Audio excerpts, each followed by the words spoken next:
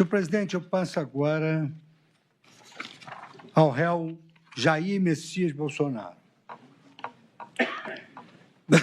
E o faço com a seguinte digressão. É lição elementar de direito que as funções de acusar e julgar devem ser exercidas por sujeitos distintos, de modo a preservar a imparcialidade do julgador, garantir a efetividade do direito de defesa e assegurar um julgamento conforme o devido processo legal. Aplicando essas lições a este julgamento, tem-se que não cabe a nenhum juiz assumir o papel de inquisidor, vasculhar mais de 70 milhões de megabytes de documentos à procura das provas que se encaixem na retórica acusatória e nem corrigir contradições internas encontradas na sua versão dos acontecimentos, ainda que nós tenhamos no gabinete juízes instrutores. Portanto, analisei as acusações conduta a conduta, conforme a moldura definida pela peça ministerial e as provas especificamente indicadas pelo parquê, aplicando com técnica jurídica o direito vigente aos fatos devidamente submetidos ao contraditório.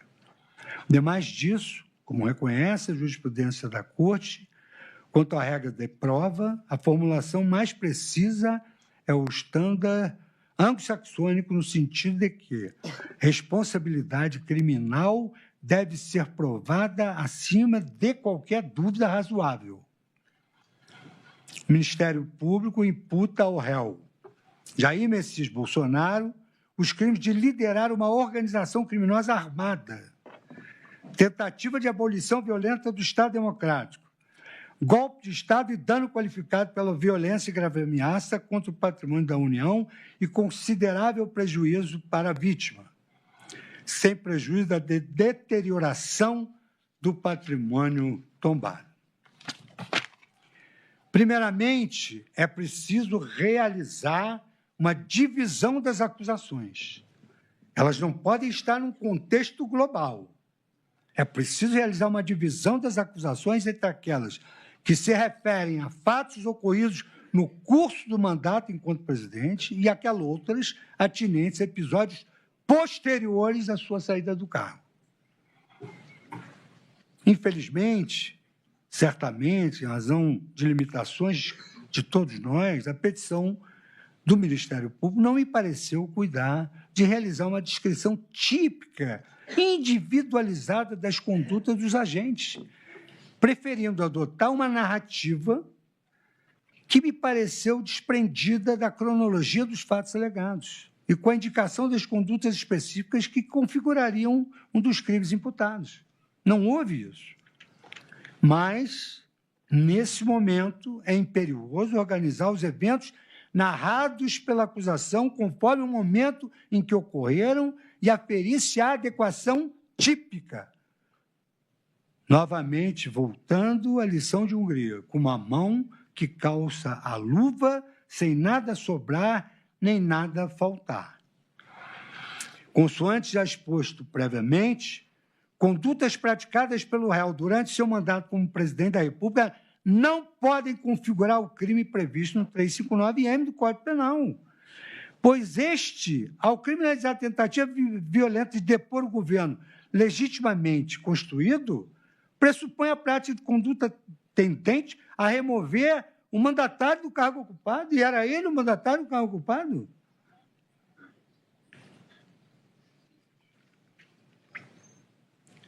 Resta fora dos limites semânticos do tipo penal o comportamento do mandatário que se encontra no exercício do cargo, mas viola os deveres e limites a ele inerentes com o intuito de perpetuar-se no poder o chamado autogolpe. Repito que a criminalização de tentativa de autogolpe, por analogia em Malam Partem, do artigo 359-M do Código Penal, abriria um gravíssimo precedente de analogia em Malam Partem. E eu citei desde o início, nós, juízes da Suprema Corte, criamos precedentes vinculativos a mais de 18 mil juízes. E seria um precedente muito perigoso para a responsabilização penal de agentes políticos, com base em alegações genéricas de abuso de suas prerrogativas e de ingerências indevidas nas funções dos outros poderes. Também não se pode aceitar a pretensão acusatória de imputar ao réu a responsabilidade pelos crimes praticados por terceiros no fatídico 8 de janeiro de 2023, como decorrência de discursos e entrevistas ao longo do mandato. A hermética petição, com a devida vênia do parquê, não estabelece ao certo o fundamento da alegada responsabilidade do demandado, se por instigação ou por omissão, configurando indevida imputação alternativa, que foi aqui destacada na tribuna. Imputação alternativa, o pedido tem que ser certo e determinado. Nada obstante, em certo trecho, afirma que no dia 8 de janeiro de 2023, a violência e os atos de depredação eram frutos de uma estratégia sistemática, sustentada por um discurso contínuo de contestação à vitória eleitoral e de incentivo à ruptura institucional. Não encontra amparo na legislação criminal a pretensão de considerar alguém partícipe de um crime praticado meses ou anos depois, por terceiros, com os quais não possui qualquer relação, tão somente por ter proferido palavras e falas genericamente consideradas como incentivo à ruptura institucional. Seria igualmente absurdo, por exemplo, considerar partícipe de um atentado à vida de candidato à presidência da República, como ocorreu, todos aqueles que houvessem proferido discursos inflamados e críticos à sua pessoa, criando um ambiente de incentivo à violência. Já imaginou se as correntes políticas contrárias que têm a liberdade de expressão e o jogo democrático, o jogo político é assim? Se pudesse imputar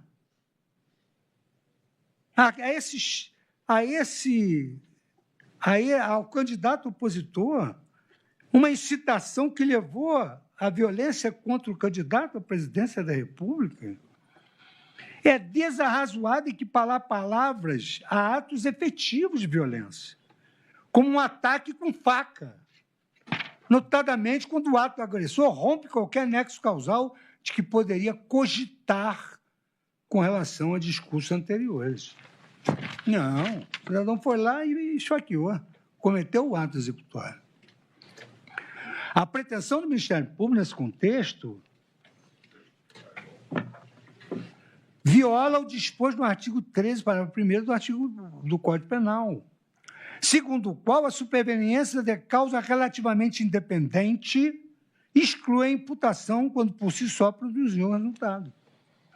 É a lição de Heleno Fragoso. O rompimento do nexo causal surge quando com causa superveniente inaugura um novo curso causal, partindo do fato anterior, fora do perigo que a ação normalmente acarreta. Na obra já citada, Lições de Direito Penal. Ainda que se pudesse sustentar que, no momento de seus discursos, o réu tivesse consciência sobre a ocorrência de fatos praticados por terceiros meses depois, seria necessário demonstrar que esse resultado é consequência normal, provável, previsível daquela manifestação de vontade do agente. Em outras palavras, além de faltar o dolo, porquanto foi esclarecido as premissas teóricas que não se admite dolo superveniente, e o fato ocorreu em 2023, falta também um indispensável nexo de causalidade entre as alegadas condutas praticadas no curso do mandado do réu e os eventos de 8 de janeiro de 2023. Reconhecida, então, a atipicidade dos comportamentos do acusado no exercício do seu mandato, relativamente ao delito previsto no artigo 359-M do Código Penal, passo a apreciar a narrativa acusatória referente a esse recorte temporal, considerando outros dois crimes imputados, a saber, tentativa de abolição violenta do Estado Democrático de Direito, 359-L, e organização criminosa armada. Quanto aos fatos ocorridos no exercício da presidência da República, cumpre subdividi-los em 3 tópicos: a chamada biparalela, os ataques ao sistema eleitoral e 3, a participação em planos de ações antidemocráticas. A acusação afirma, com relação ao primeiro tópico, que estruturou-se no interior da ABIN um núcleo clandestino de contra-inteligência denominada ABIN paralela. Sustenta ter ocorrido o uso da ABIN e de sua estrutura para promover perseguição a adversários, interferência em investigações e espionagem política. O funcionamento da ABIN é regido primordialmente pela Lei 9883 de 99, cujo artigo 4, inciso 1º, lhe incumbe a tarefa de planejar e executar ações, inclusive sigilosas, relativas à obtenção e análise de dados para a produção de conhecimento destinados a assessorar o presidente da República. Desde logo se percebe que, nada obstante a narrativa ministerial, não há ilegalidade no acionamento da ABIN pelo presidente, com acesso direto e sem intermediação. O artigo 6º da mesma lei prevê ainda, estamos no campo da legalidade, o homem só pode fazer aquilo que é permitido pela lei. O artigo 6º da mesma lei prevê ainda que a atividade de inteligência está submetida ao controle e fiscalização do poder legislativo, por meio de órgão integrado pelos líderes da maioria e da minoria da Câmara dos Deputados e no Senado Federal, assim como os presidentes das Comissões de Relações Exteriores e Defesa Nacional da Câmara dos Deputados e do Senado Federal. Sendo os atos da ABIN limitados à obtenção e análise de dados, além de submetidos ao controle externo do Legislativo, certamente não poderiam configurar atos executórios de cunho violento com aptidão para abolir, como consequência direta e imediata, o Estado democrático de direito. Isso significa que, nada obstante o Ministério Público possa cogitar de desvio de finalidade no emprego de recursos desse órgão público, a atividade de coleta e análise informacional, ainda que por meios reservados, não tem nenhuma aptidão para configurar o crime do artigo 359-L do Código Penal. Fixada essa premissa, eu prossigo no exame das provas específicas apontadas pela acusação. Uma delas diz respeito à utilização da ferramenta First Mile pela ABIN para espionar sem autorização judicial diversos alvos. Informações da Polícia Judiciária, número 337-8843-2023. Há, nesse aspecto, no meu modo de ver, uma certa incoerência da acusação. De um lado, afirma categoricamente que a ferramenta First Mile foi utilizada exclusivamente no período de abril de 2019 a meados de 2021, até porque o contrato de uso da First Mile terminou em 10 de maio de 2021, contrato número 567, / 2018. No entanto, a denúncia sustenta que a suposta organização criminosa teria operado entre 29 de junho de 2021 e 8 de janeiro de 2023, período no qual a First Mile já não era mais utilizada, sustenta a rigidez da utilização dessa ferramenta. De toda sorte, no meu modo de ver, com a devida vênia, não logrou a acusação explicar quais dispositivos legais proibiram o emprego da ferramenta First Mile pela BIM, nem a participação dolosa direta do réu no que concerne a sua utilização. O órgão acusador questiona também o monitoramento de empresas envolvidas na fabricação de urnas eletrônicas como positivo, fazendo uma ilação no sentido que o documento positivo DOC-X, encontrado com ramagem, continha dados societários históricos de doações utilizados para disseminar desinformação. A par do desvio de finalidade genericamente alegado, não se identifica adequação típica criminal nessa conduta, normalmente diante das competências atribuídas à BIM pelo artigo 4º da Lei 9883/99, que envolve a produção de relatórios e dossiês por meio de coleta aberta de informações, da avaliação estratégica e da elaboração de perfis de risco. Open Search Intelligence. Ainda sobre a BIM paralela, a acusação faz referência a uma reunião ocorrida em agosto de 2020, na qual ramagem Jair Bolsonaro, Heleno e advogados de Flávio Bolsonaro reuniram-se para discutir ações contra servidores da Receita Federal envolvidos na elaboração do RIF que originou a investigação no Supremo Tribunal Federal. Sequer se demonstrou, quanto a isso, a efetiva utilização da BIM, havendo mera referência a discussões, tratando-se, então, de mera cogitácio, por mais que o assunto em deliberação possa ser considerado antiético. Uma última imputação no âmbito da BIM paralela diz respeito ao monitoramento de autoridade desta Corte, conforme narrado no depoimento de Mauro Cid. Ele afirma, e afirma a Procuradoria-Geral da República, com base em Mauro Cid, que as operações de monitoramento foram realizadas sob ordens de Jair Bolsonaro, especialmente após ser informado de um encontro entre o ministro-general Milton Mourão, ministro Alexandre de Moraes, sobre o suposto encontro com o general Milton Mourão. O monitoramento era para isso. Entretanto, o próprio coronel Mauro Cid se retratou no seu depoimento judicial, ID 1041, afirmando categoricamente que monitoramento constante, isso nunca teve essa ordem nem essa determinação por parte de Jair Bolsonaro, página 54. Também ressaltou que não tinha nenhuma análise de inteligência, página 55. Desse modo, não se comprovou a efetiva participação do réu, Jair Bolsonaro, nesse particular, muito menos com o enquadramento do tipo penal do artigo 359-L do Código Penal. Passo, na sequência, as condutas envolvendo ataques ao sistema eleitoral, conforme a versão acusatória expõe. Afirma o parquê que Jair Bolsonaro planejou a propagação coordenada de ataques ao sistema eletrônico de votação e adotou uma narrativa subversiva e mobilizadora.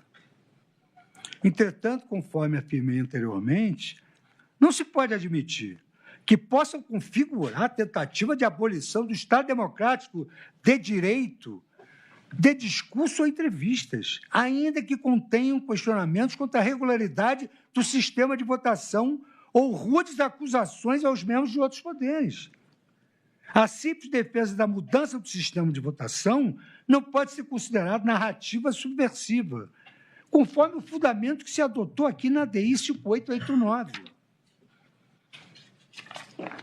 Está aqui, nesse acórdão da DI, está aqui no Brasil, a despeito do sistema eletrônico de votação contar com várias checagens de segurança e ainda existir até o momento qualquer comprovação de fraude no cômputo dos votos, nem sempre a segurança da votação eletrônica é adequadamente apreciada.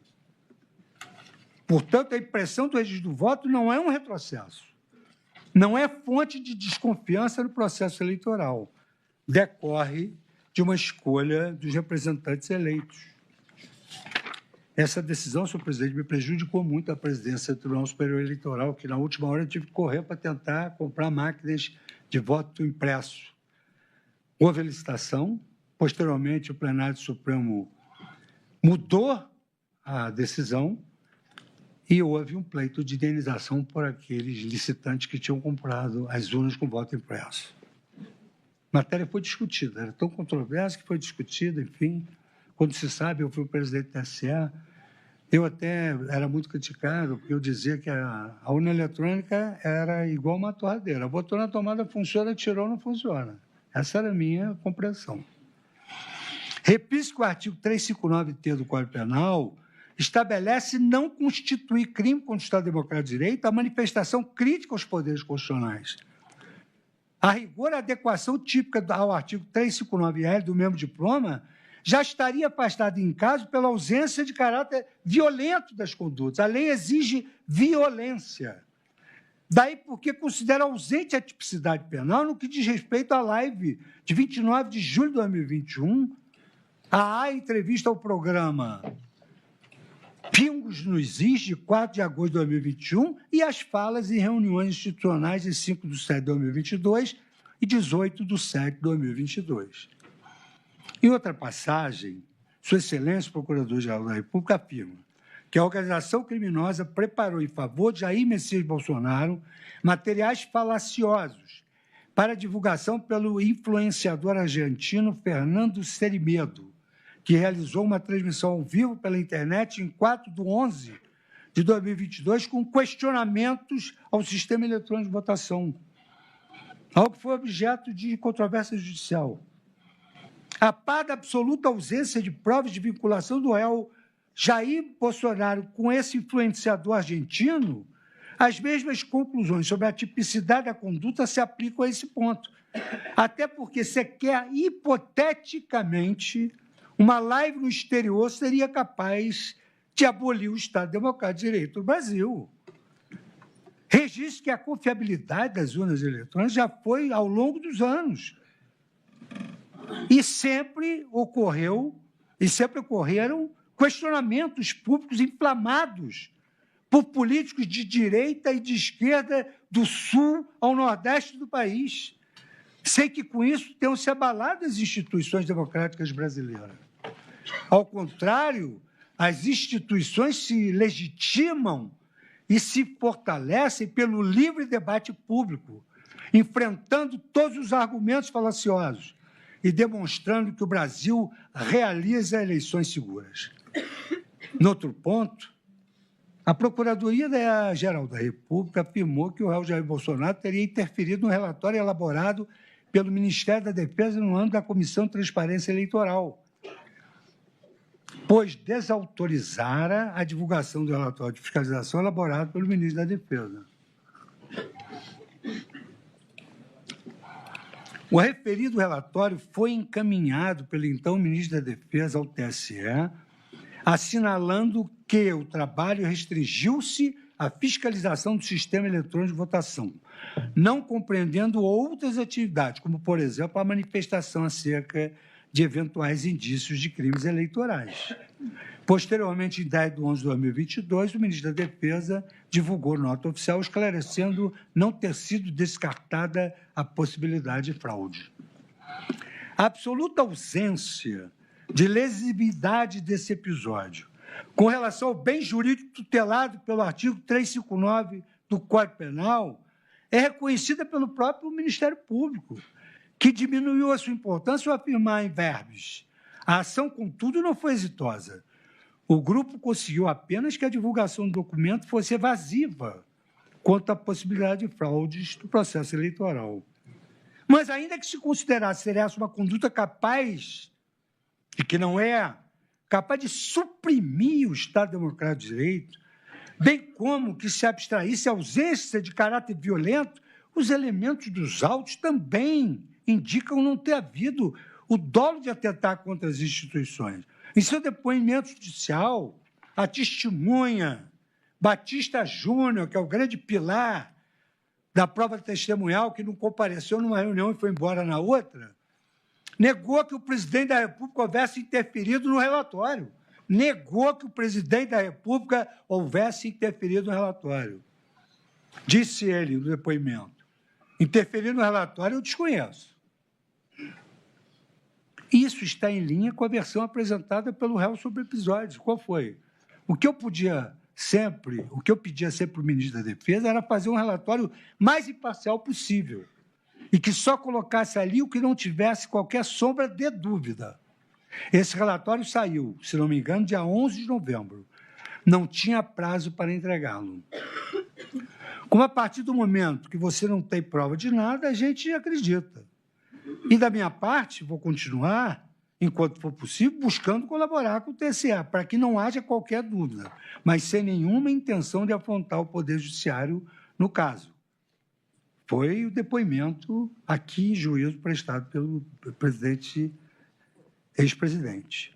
Outro episódio constante das acusações é o relativo à representação eleitoral apresentada ao Tribunal Superior Eleitoral em 22/11/2022, com base em um estudo do Instituto Voto Legal, uma representação baseada num parecer de um instituto,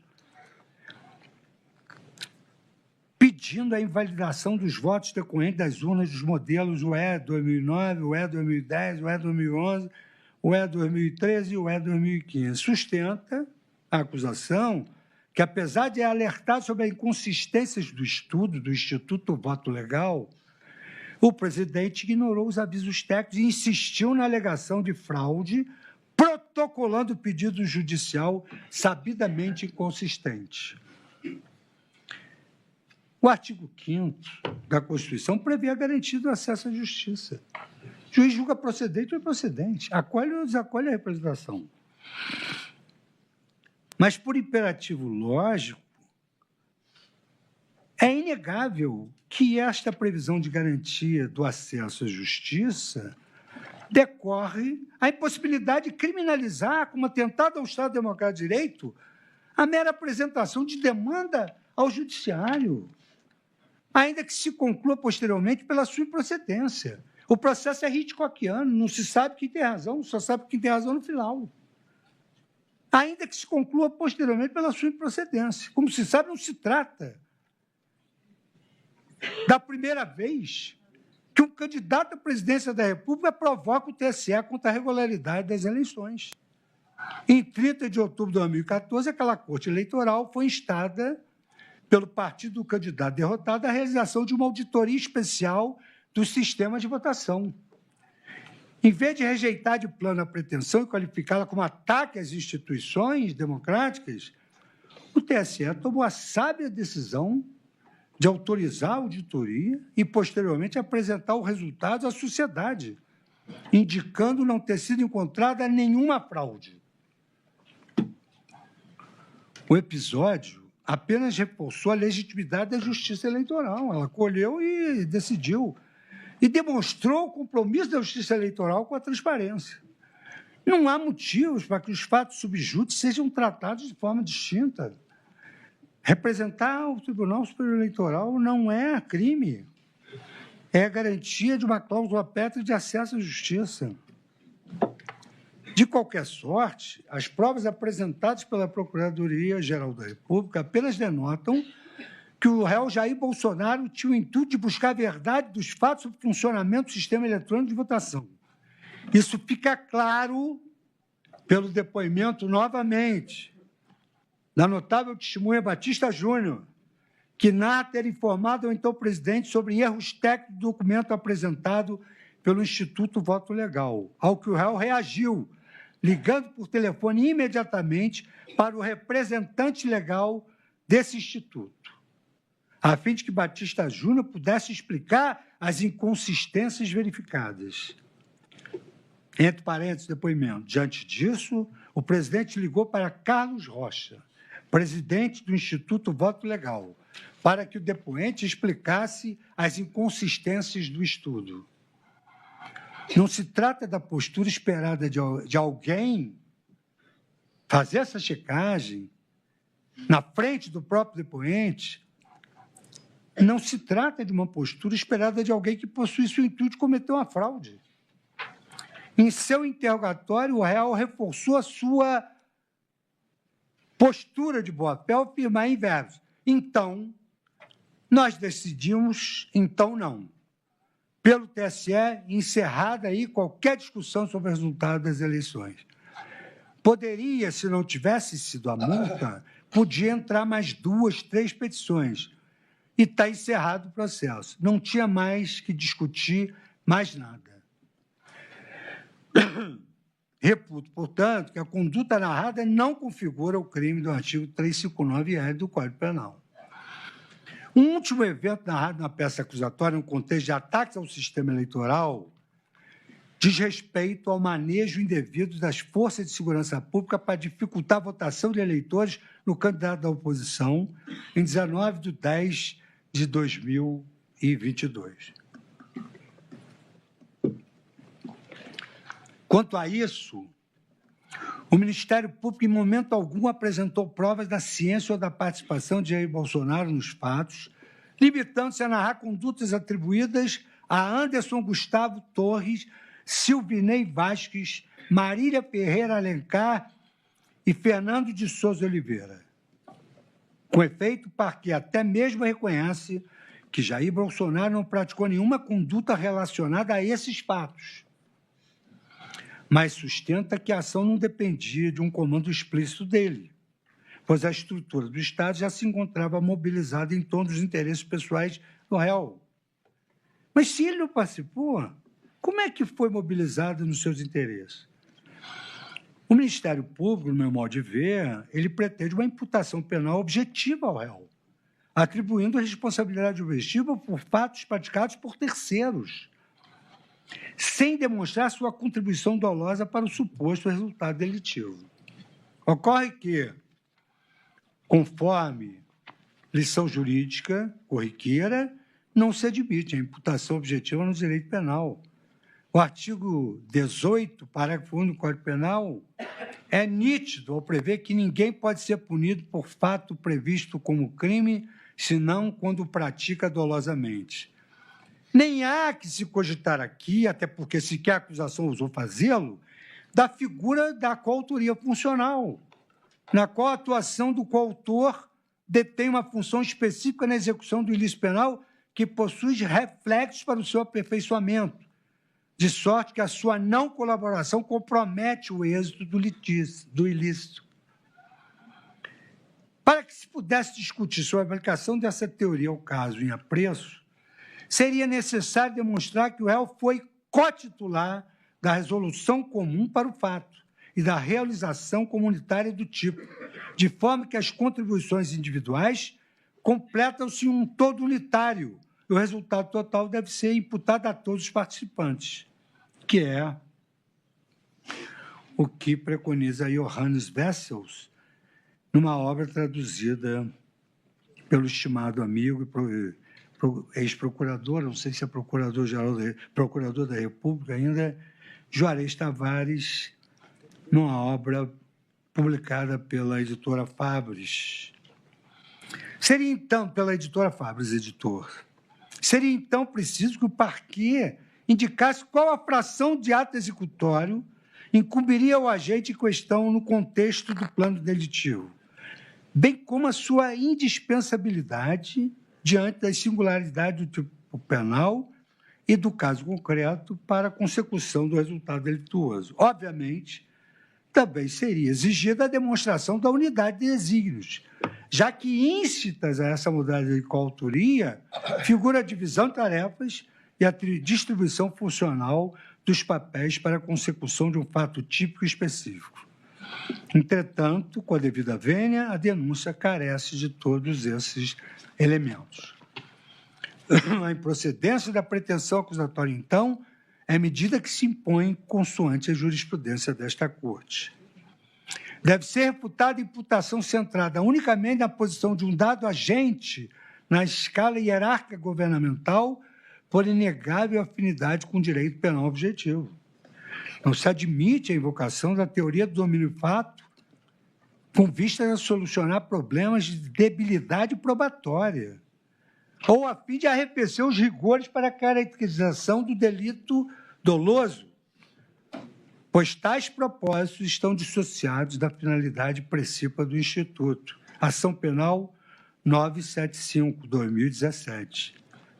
E aí continua a digredir um caso de Sua Excelência, o relator Edson Fachin, sobre a teoria do domínio fato. Não basta invocar que o paciente se encontrava numa posição hierarquicamente superior para se presumir que tem ele dominado toda a realização delituosa com plenos poderes para decidir sobre a prática do crime. Exigível, portanto, no habeas corpus, agora 127397, exigível, portanto, que a denúncia descrevesse atos concretamente imputáveis ao paciente, constitutivos da plataforma indiciária mínima, reveladora de sua contribuição dolosa para o crime. Nesse ponto, e o Ministério Público reconheceu que ele não teve participação. Nesse ponto, a insuficiência narrativa da denúncia é manifesta, por se amparar numa mera conjectura, numa criação da acusação, o que não se admite. A deficiência da narrativa inviabiliza a compreensão da acusação e, consequentemente, o escorreito exercício da ampla defesa. Ademais, sem uma imputação precisa, haveria violação à regra da correlação entre a acusação e a sentença HC 127397. Avançando na análise da acusação, passa-se as imputações que configurariam participação em planos de ações antidemocráticas. Seguindo a ordem cronológica dos fatos, a primeira conduta específica, narrada pelo Ministério Público, diz respeito a uma suposta reunião entre o réu Jair Bolsonaro e Felipe Martins no Palácio da Alvorada em 19 de 11 de 2002. Ao referir-se a esse encontro, a Procuradoria-Geral da República disse que o documento de finalização do golpe era preparado pelo grupo e acompanhado de perto por Jair Messias Bolsonaro. Entretanto, a acusação não logrou indicar exatamente qual documento teria sido apresentado ou discutido nessa reunião, sendo certo que o seu conteúdo não veio aos autos. O próprio Correio Mauro Cid, cujo depoimento é invocado pelo parquê, faz referência genérica a várias reuniões, sequer sabe precisar as datas. Então, agora, diz o colaborador Mauro Cid, então, agora, em termos de data, eu não me lembro bem como foi, mas me parece que foi uma, duas, no máximo 3 reuniões, talvez 2, em que foi levado esse documento ao presidente. É assim que foi a acusação, formulou o seu pedido, que não restou adequadamente provado. A segunda conduta, imputada pela sequência temporal, é a reunião dos Kids Pretos em 28 de 11 de 2022, que resultou na formulação da Carta ao Comandante do Exército de Oficiais Superiores da Ativa do Exército Brasileiro, sendo esta um dos instrumentos de pressão sobre o alto comando do Exército. Segundo a Procuradoria-Geral da República, alega-se que a reunião tinha como pauta planejar e executar ações concretas para garantir a assinatura do decreto golpista e manter o então presidente Jair Bolsonaro no poder. A alegação me causou perplexidade, considerando que a reunião foi realizada em um salão de festas de um condomínio da Asa Norte, Brasília, onde o pilotismo é aberto ao público e não há privacidade necessária para a discussão de assuntos tão sensíveis. De qualquer forma, eis o conteúdo da referida carta, que expressa a insatisfação dos signatários com o que entende ser um desequilíbrio entre os poderes com a parcialidade dos veículos de acusação. E aqui, essa carta diz o seguinte: ratificamos o alinhamento dos participantes com a legalidade, liberdade e transparência atualmente tão requeridas pelo povo brasileiro. Não existe instituição ou poder constituído que possa se colocar acima da lei e da ordem democrática. Os 3 poderes, carta saída de um pilotismo prévio, os 3 poderes precisam ser harmônicos e independentes, conforme prevê a Constituição. Tem de ser o sistema de freios e contrapesos, o necessário limite para que assim se mantenha. Consideramos importante, portanto, que os poderes e instituições da União assumam os seus papéis constitucionais previstos em lei, em prol da pacificação política, econômica e social, especialmente para a manutenção da garantia da lei, da ordem e da preservação dos poderes constitucionais, respeitando o Pacto Federativo previsto na regra brasileira de fundação da República Federativa do Brasil. Não existe instituição ou poder constituído que possam se colocar acima da lei e da ordem. Óbvio. Destacamos que os integrantes da Força Terrestre serão sempre pontos para cumprirem suas missões constitucionais. Estamos atentos a tudo o que está acontecendo, que vem provocando insegurança jurídica e instabilidade política e social no país. Ademais, preocupa-nos a falta de imparcialidade na narrativa dos fatos e na divulgação de dados por parte de diversos veículos de comunicação. Covardia, injustiça e fraqueza são os atributos mais abominados por um soldado. Nossa nação, aquela que entrega os maiores índices de confiança às Forças Armadas, sabe que seus militares não a abandonarão. A própria Procuradoria-Geral da República reconhece a ausência de potencialidade lesiva dessa carta ao bem jurídico tutelado pelo artigo 359-A do Código Penal, ao afirmar que o Exército tomou providências imediatas para evitar qualquer tipo de repercussão sobre as forças. E diz que, em 29 de 11 de 2022, o tenente-coronel Sérgio Cavalieri repassou novamente para Mauro Cid a advertência feita pelo comandante do Comando Militar do Sul aos seus subordinados. Senhores, bom dia. Alerta aos seus subordinados que a adesão a esse tipo de iniciativa é inconcebível. Eventuais adesões militares ativas serão tratadas no âmbito do Conselho Maior CMS, na forma da lei, sem contemporizações. De fato, no dia seguinte, a reunião dos quides pretos, em 29 de 11 de 2022, isso faz parte de um outro processo, de um outro núcleo, mas que influencia, de alguma maneira, nessa análise. E eu só queria dar uma explicação, que eu ingressei fundo e disse isso ao ministro Alexandre.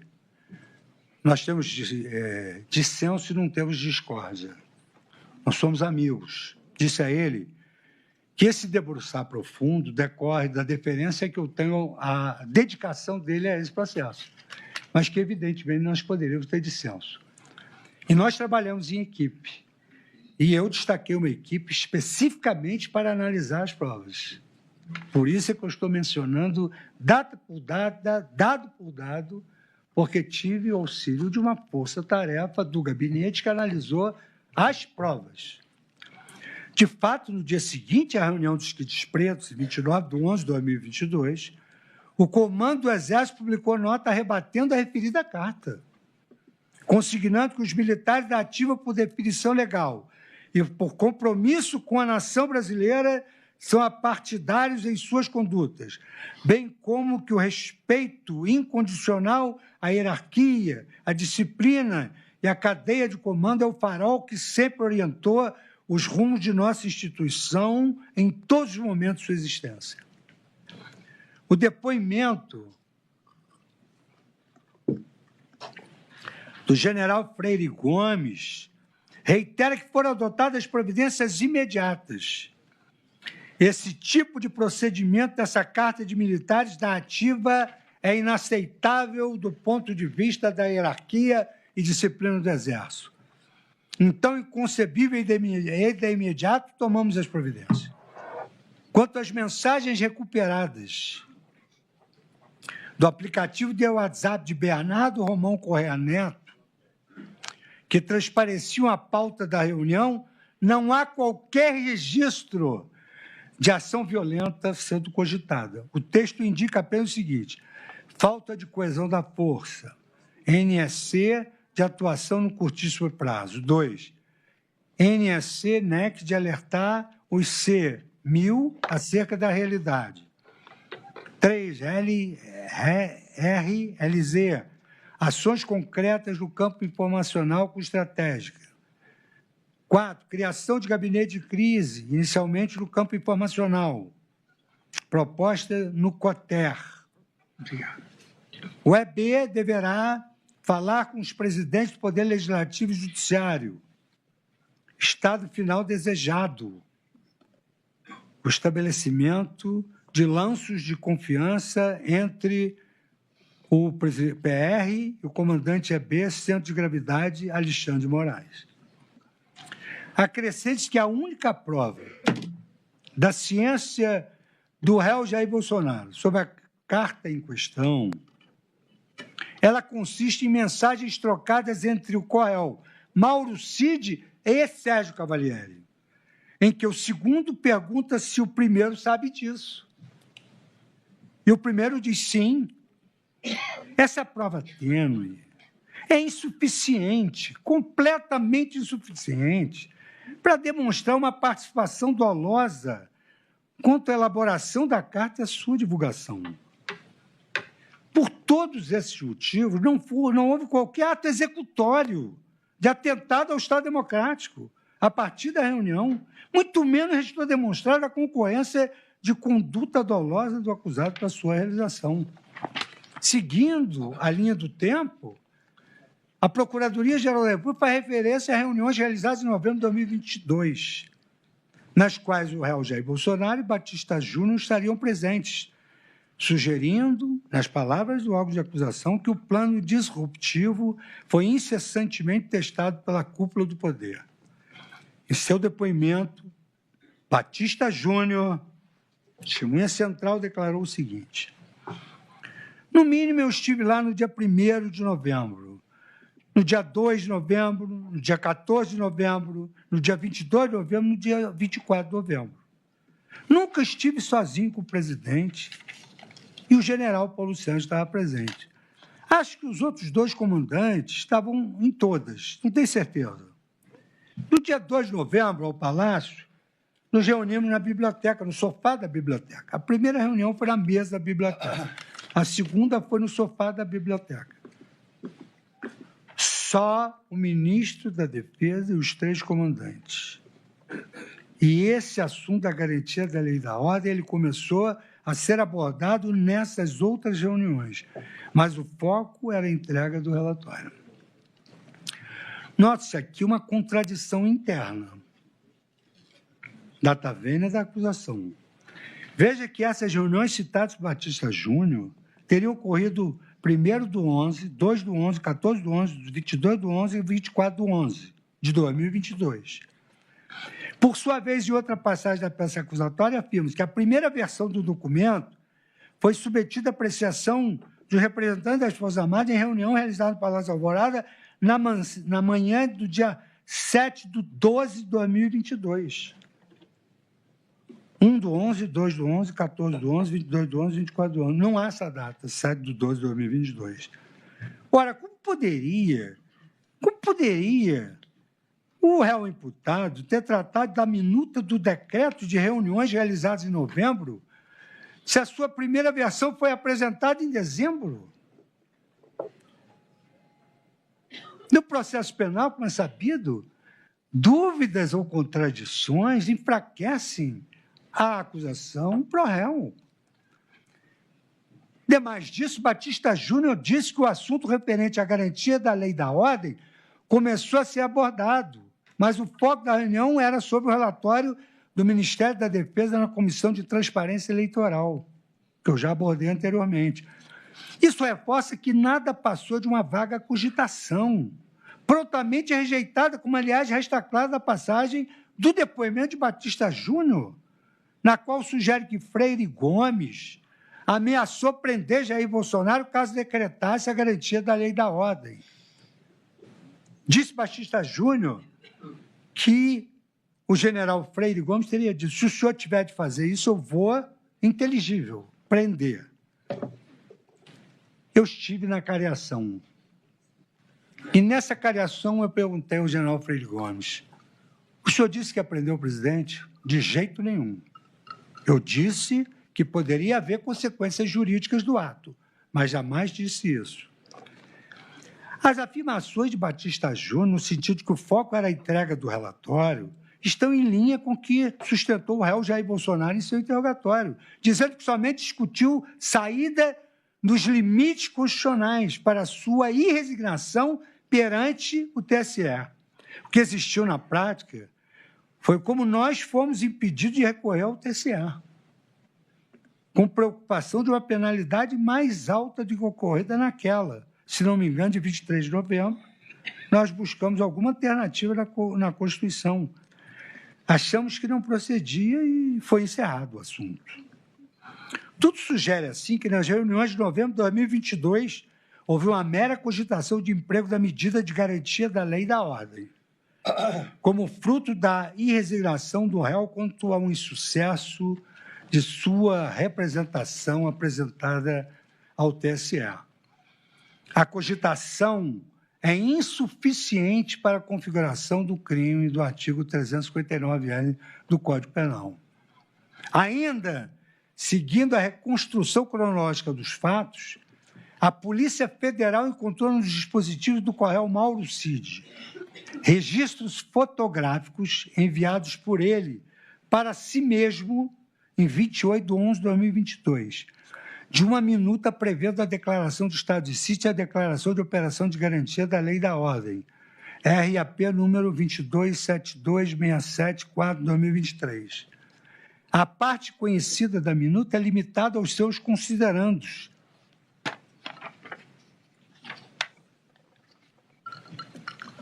Ordem e progresso. O lema de nossa bandeira requer nossa constante luta pela segurança jurídica e pela liberdade do Brasil, uma vez que não há ordem sem segurança jurídica, nem progresso sem liberdade.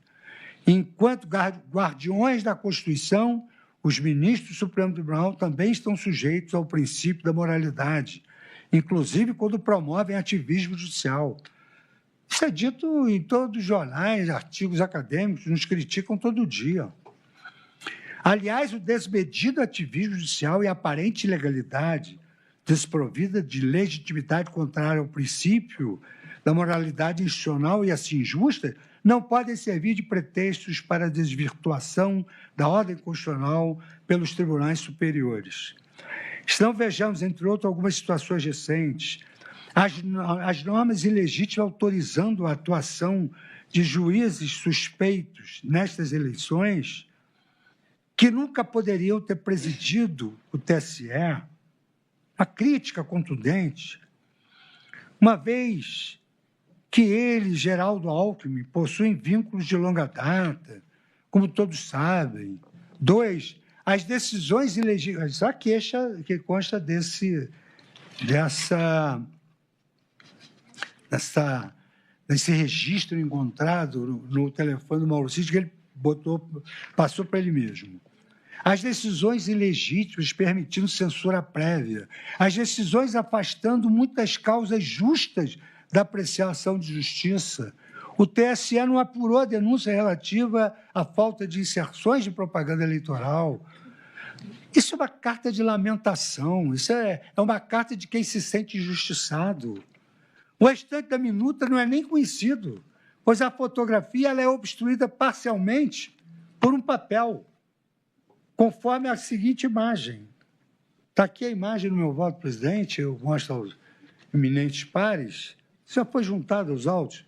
Esse papel, ele elimina o conteúdo restante dessa carta. Assim, o que se sabe dessa minuta se limita aos seus considerandos e ao trecho em que dispõe, declara o estado de sítio e, como ato contínuo, decreta a operação de garantia da lei da ordem. Aconteceu alguma coisa? Nada. Não há nenhum elemento de prova indicando ter sido essa versão da minuta extraída do dispositivo do Correio Mauro Cid, efetivamente apresentada à época a Jair Bolsonaro ou por este aos comandantes das Forças Armadas. Consiga-se que, durante busca e apreensão realizada na sede do Partido Liberal, quase 1 ano e meio após os fatos, em 8 de fevereiro de 2024, a Polícia Federal encontrou um documento impresso de idêntico teor na mesa do réu Jair Bolsonaro.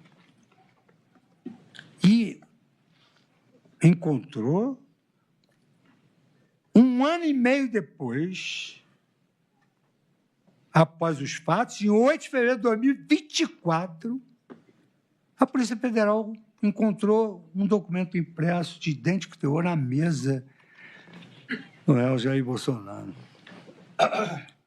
IPJ-RA 60/2024.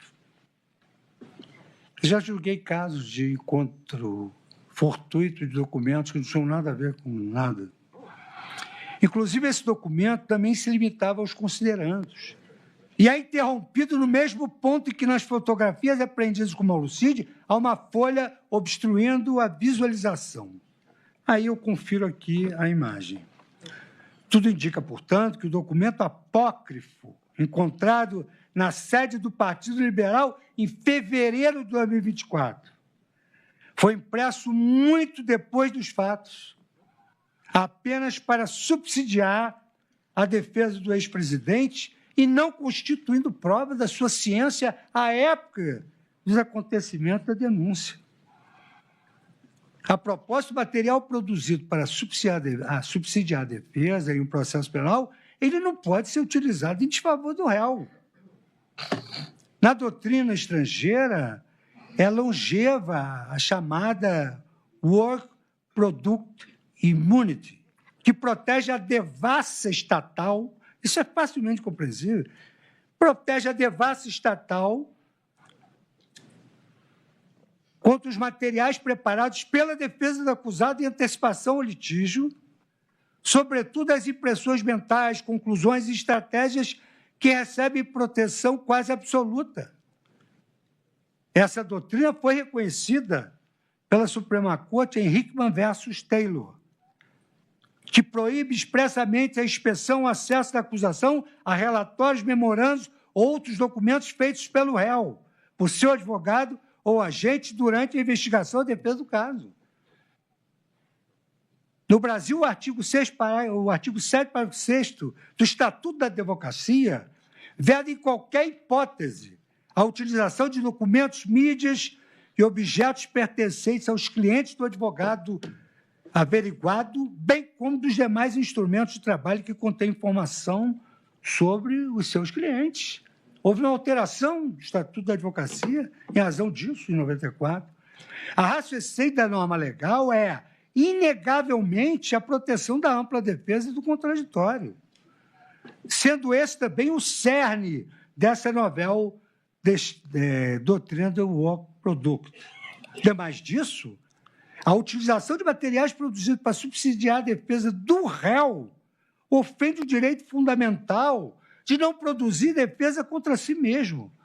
Nemo tenetur sede tegere, esculpido no artigo 5º, inciso 58 da Constituição Federal Brasileira. Daí porque se conclui que as provas objeto do IPJ-RA 60/2024 são ilícitas e nulas de pleno direito. Ilícitas e nulas de pleno direito. De qualquer sorte, a Procuradoria-Geral da República admite que se tratava apenas de um esboço rudimentar e incompleto, ao aduzir que se utiliza o termo minuta indicando um anteprojeto e não uma redação final publicável. Se é assim, digo eu, resta evidente que se trata de mera documentação da cogitatio, ou quando muito de um ato preparatório, mas jamais poderia se afirmar que houve início de execução de abolição do Estado Democrático de Direito. A execução das medidas previstas nessa minuta dependeria de atos preparatórios envolvendo diversas outras autoridades, além do presidente da República.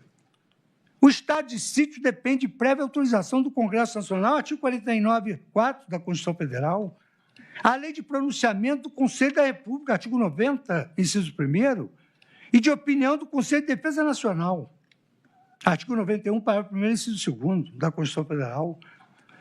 Não havendo nenhum elemento na minuta que sugira a eliminação dessas etapas, a implementação do estado de sítio dependeria não apenas da deliberação democrática do Congresso Nacional, mas também da participação do presidente da Câmara dos Deputados, do presidente do Senado, dos líderes da maioria e da minoria na Câmara dos Deputados, dos líderes da maioria e da minoria no Senado Federal, dos ministros de Estado, da Justiça, da Defesa, do Planejamento e das Relações Exteriores e dos comandantes da Marinha, do Exército e da Aeronáutica.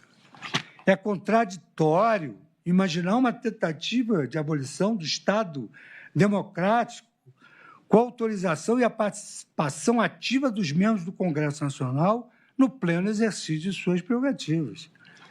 Em uma democracia, todo o poder emana do povo, que o exerce por meio de representantes eleitos ou diretamente, nos termos do artigo 1º, parágrafo único da Constituição.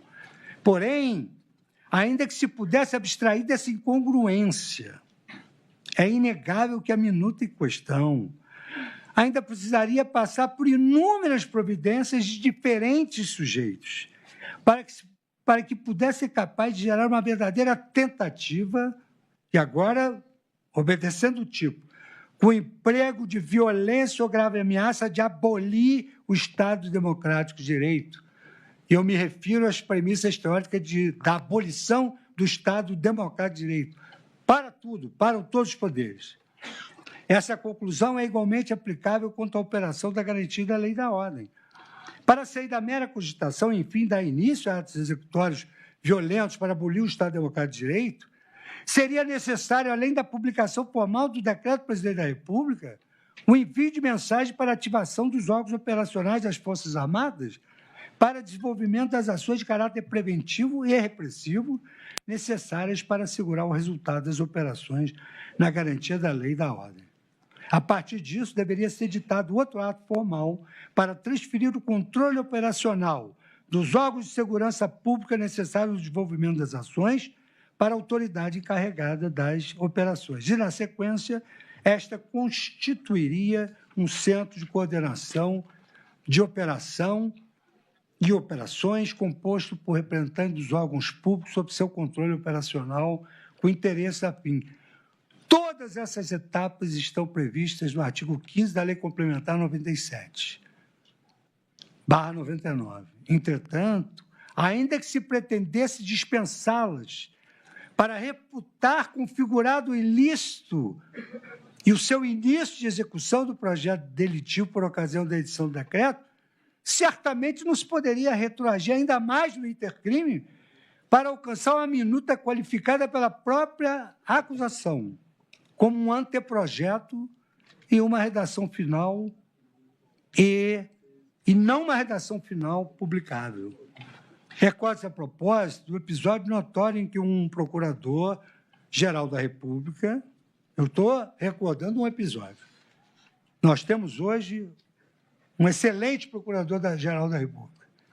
E eu não vou dizer que é o melhor, porque eu sou íntimo amigo do Dr. Roberto Gurgel.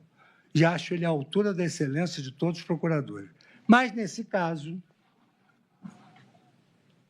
a propósito, é imperioso recordar de um episódio notório em que um procurador-geral da República ingressou portando arma de fogo na sede suprema do Tribunal Federal com o objetivo declarado de ceifar a vida de um ministro da Corte.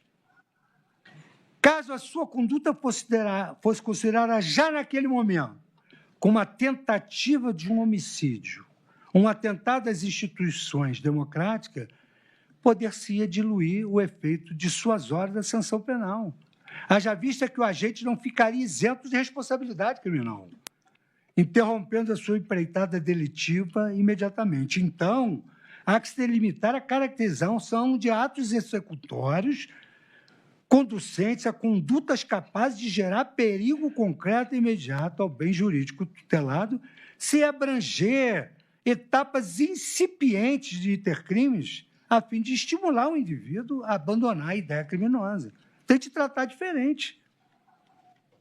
Porque, se for igual, evidentemente que isso é um estímulo, uma externalidade negativa de estímulo ao crime. Quanto ao elemento subjetivo essencial à configuração do crime, e também um desestímulo na tentativa, né? Parar no meio do caminho. Quer dizer, se põe tudo igual, precisa parar no meio do caminho.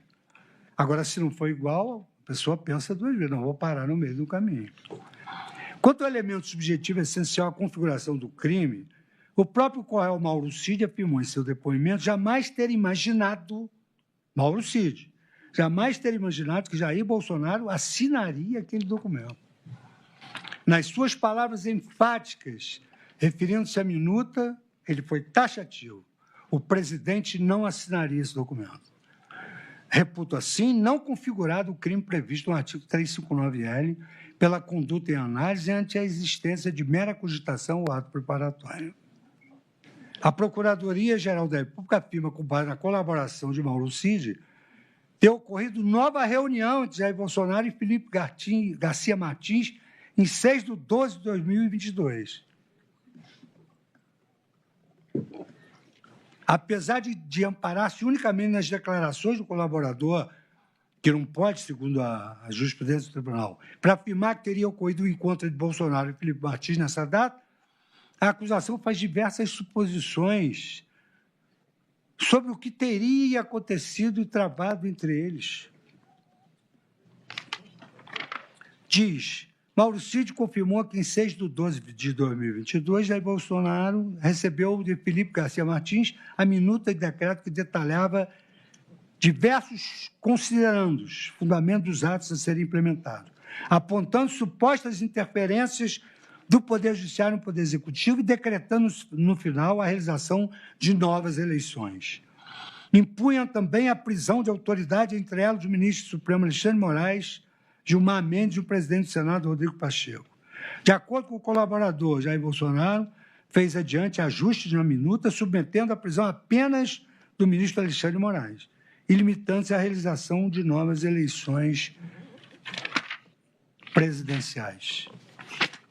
Há, nesse particular, no meu modo de ver, diversas inconsistências. A minuta narrada pelo parquê, prevendo a prisão de autoridades e a convocação de novas eleições, que teria sido entregue diretamente ao réu Jair Bolsonaro, não veio aos autos em momento nenhum.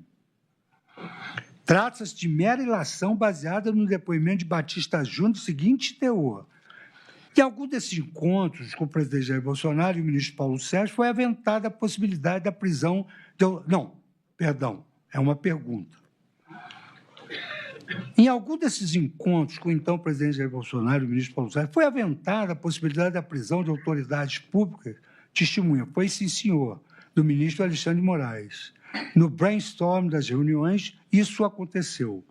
Sabe-se, no entanto, que Batista Júnior não estava na reunião entre Jair Bolsonaro e Felipe Martins em 6/12/2022. Como já consignado, as reuniões em que Batista Júnior estava presente ocorreram em 1º/11, 2, 14, 22 e 24. Não estava presente na reunião de 6/12/2022. Então, se a versão da minuta que previa a prisão de autoridades e novas eleições foi entregue a Jair Bolsonaro apenas em 6/12, como poderia ela ter sido discutida com Batista Júnior no mês anterior, em novembro? A contradição é absolutamente patente. Somente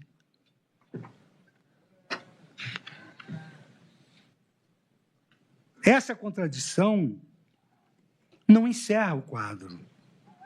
Somem-se a isso duas outras observações. A uma, Batista Júnior declarou que a ideia de prisão de autoridade ocorreu no brainstorm das reuniões, deixando claro que houve mera cogitação no brainstorm, que sequer foi documentado em uma minuta. Há duas, a própria Procuradoria-Geral da República admite que houve várias versões da suposta minuta do decreto, dizendo que Bolsonaro fez adiante ajustes na minuta, sem especificar o conteúdo de cada uma delas ou o objeto desses ajustes.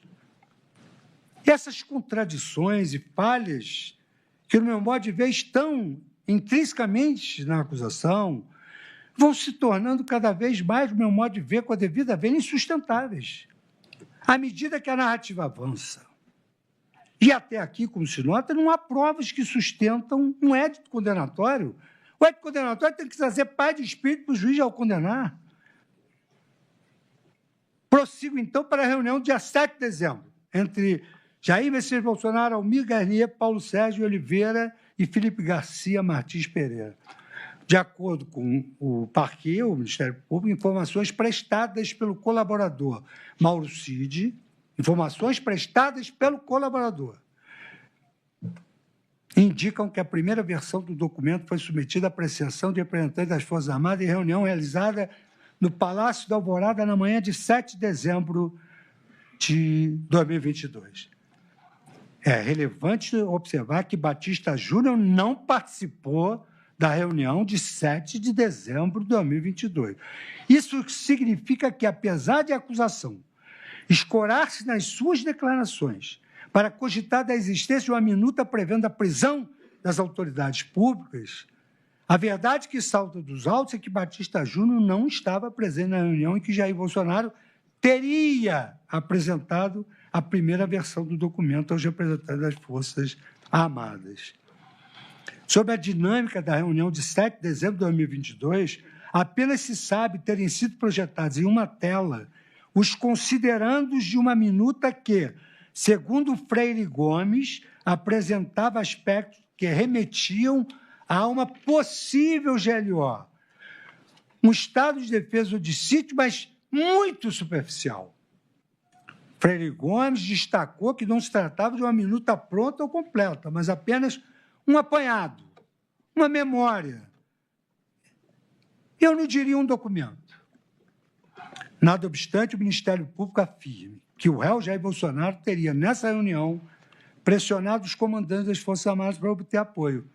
Freire Gomes esclareceu que o presidente apresentou apenas como informação e nos disse que aquele era apenas para que nós soubéssemos que estavam desenvolvendo um estudo sobre o assunto. Não nos demandou qualquer opinião sobre o assunto.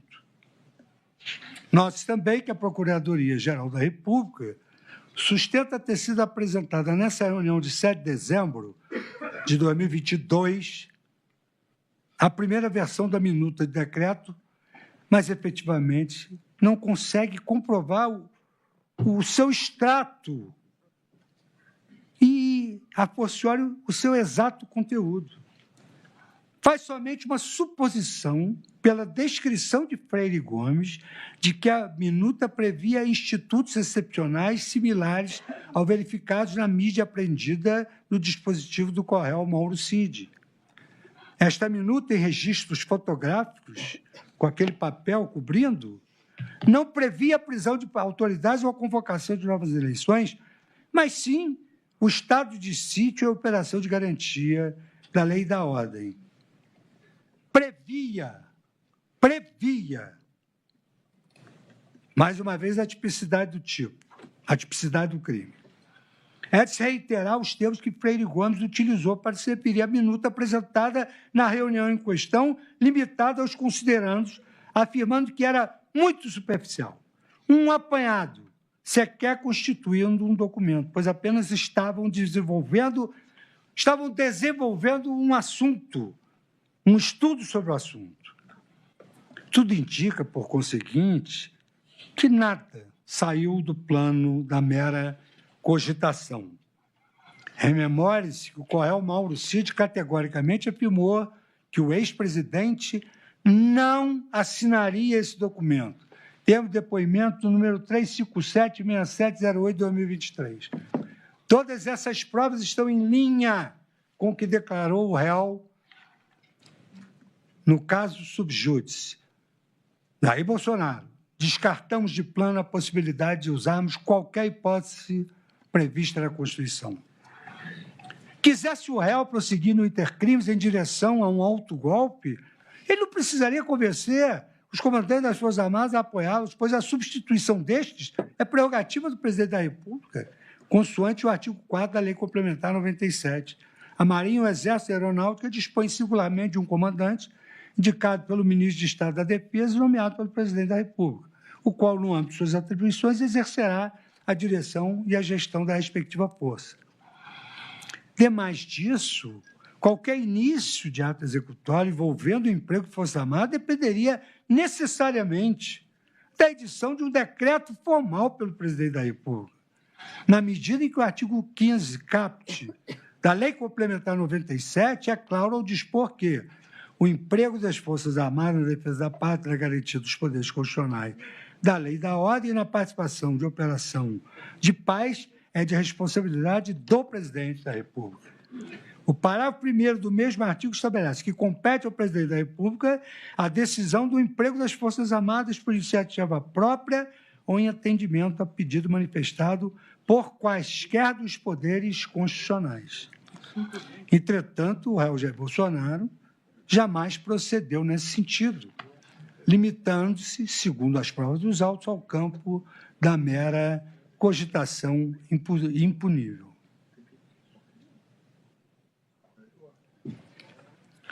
Por essas razões, a pretensão acusatória não merece acolhimento quanto a este tópico. Eu prossigo agora para a apreciação da reunião entre Jair Bolsonaro e o general Estevão Teófilo, então comandante do Comando de Operações Terrestres COTER, no dia 9 de 12 de 2022, de 18h25 a 19h18. 18h25 a 19h18. A Procuradoria-Geral da República afirma, quanto ao general Teófilo, que o seu apoio ao plano de ruptura institucional significava, àquela altura, a possibilidade de consumação do golpe do Estado. Nada obstante, a narrativa ministerial, a realidade é que o COTER não comanda tropa nenhuma, tendo função limitada à orientação do preparo das forças terrestres. As tropas são subordinadas aos respectivos comandos militares da área, dependendo do seu emprego de decreto do presidente da República na forma do já mencionado artigo 15 da Lei 97/99. Tem-se aqui mais uma falha. Conquanto afirme a acusação, teria ocorrido atos executórios de um atentado violento ao Estado Democrático, não há nos autos nenhum documento produzido no âmbito das Forças Armadas, demonstrando que houve organização, preparo ou emprego das forças militares em desacordo com o ordenamento vigente. As demais provas apresentadas pelo parquê sobre a reunião com o general Teófilo, igualmente, diminuem a importância do episódio. Uma mensagem de áudio enviada pelo coronel Mauro Cid ao general Freire Gomes, às 9h32 do dia 9/12/2022, IPJRA 440196 de 2023. O primeiro diz, referindo-se a Jair Bolsonaro, o seguinte: e o que ele comentou de falar com o general Teófilo? Na verdade, ele quer conversar. Ele gosta de bater papo, né? Nesse mesmo áudio, Mauro Cid diz que Jair Bolsonaro teria enxugado o decreto. Mas não há nos autos a documentação dessa versão enxugada. E nem se esclarece o que teria sido retirado da minuta. Já nas mensagens enviadas a Correia Neto, Mauro Cid deixou claro que o avanço de ter crimes em direção a algum ato executório dependia da pura vontade de Jair Bolsonaro, desde que o PR assine. Com efeito, o coronel Mauro Cid confirmou em depoimento judicial que Jair Bolsonaro efetivamente obstou o início de ato executório. Repise, o coronel Mauro Cid confirmou em depoimento judicial que Jair Bolsonaro efetivamente obstou o início de qualquer ato executório, pois, para que alguma coisa fosse feita, teria que ter uma ordem. E essa ordem tinha que vir do presidente, e que ele não assinaria nenhuma. Se então o presidente da República aventou e discutiu a decretação do estado de sítio e operação de garantia da lei e ordem, nada disso saiu da mera cogitação, motivo pelo qual não é possível reconhecer a configuração do artigo 359, máxime à luz das premissas já traçadas. Passo, então, à reunião ocorrida em 14/12/2022, da qual participaram, então, o ministro da Defesa, Paulo Sérgio Oliveira, general Freire Gomes, o brigadeiro Batista Júnior e o almirante Garnier. Segundo a Procuradoria-Geral da República, há evidências minuciosas da reunião ocorrida no dia 14/12/2022, onde uma nova versão do decreto golpista, já com ajustes feitos por Jair Bolsonaro, foi apresentada pelo general Paulo Sérgio Oliveira aos comandos das 3 Forças Armadas. É incontroverso que Jair Bolsonaro não estava nessa reunião. Nela, segundo a acusação, teria sido apresentada uma nova versão do decreto, cujo conteúdo não se sabe explicar exatamente o que seria. E nem se logrou comprovar nos autos a diferença entre essas diversas versões.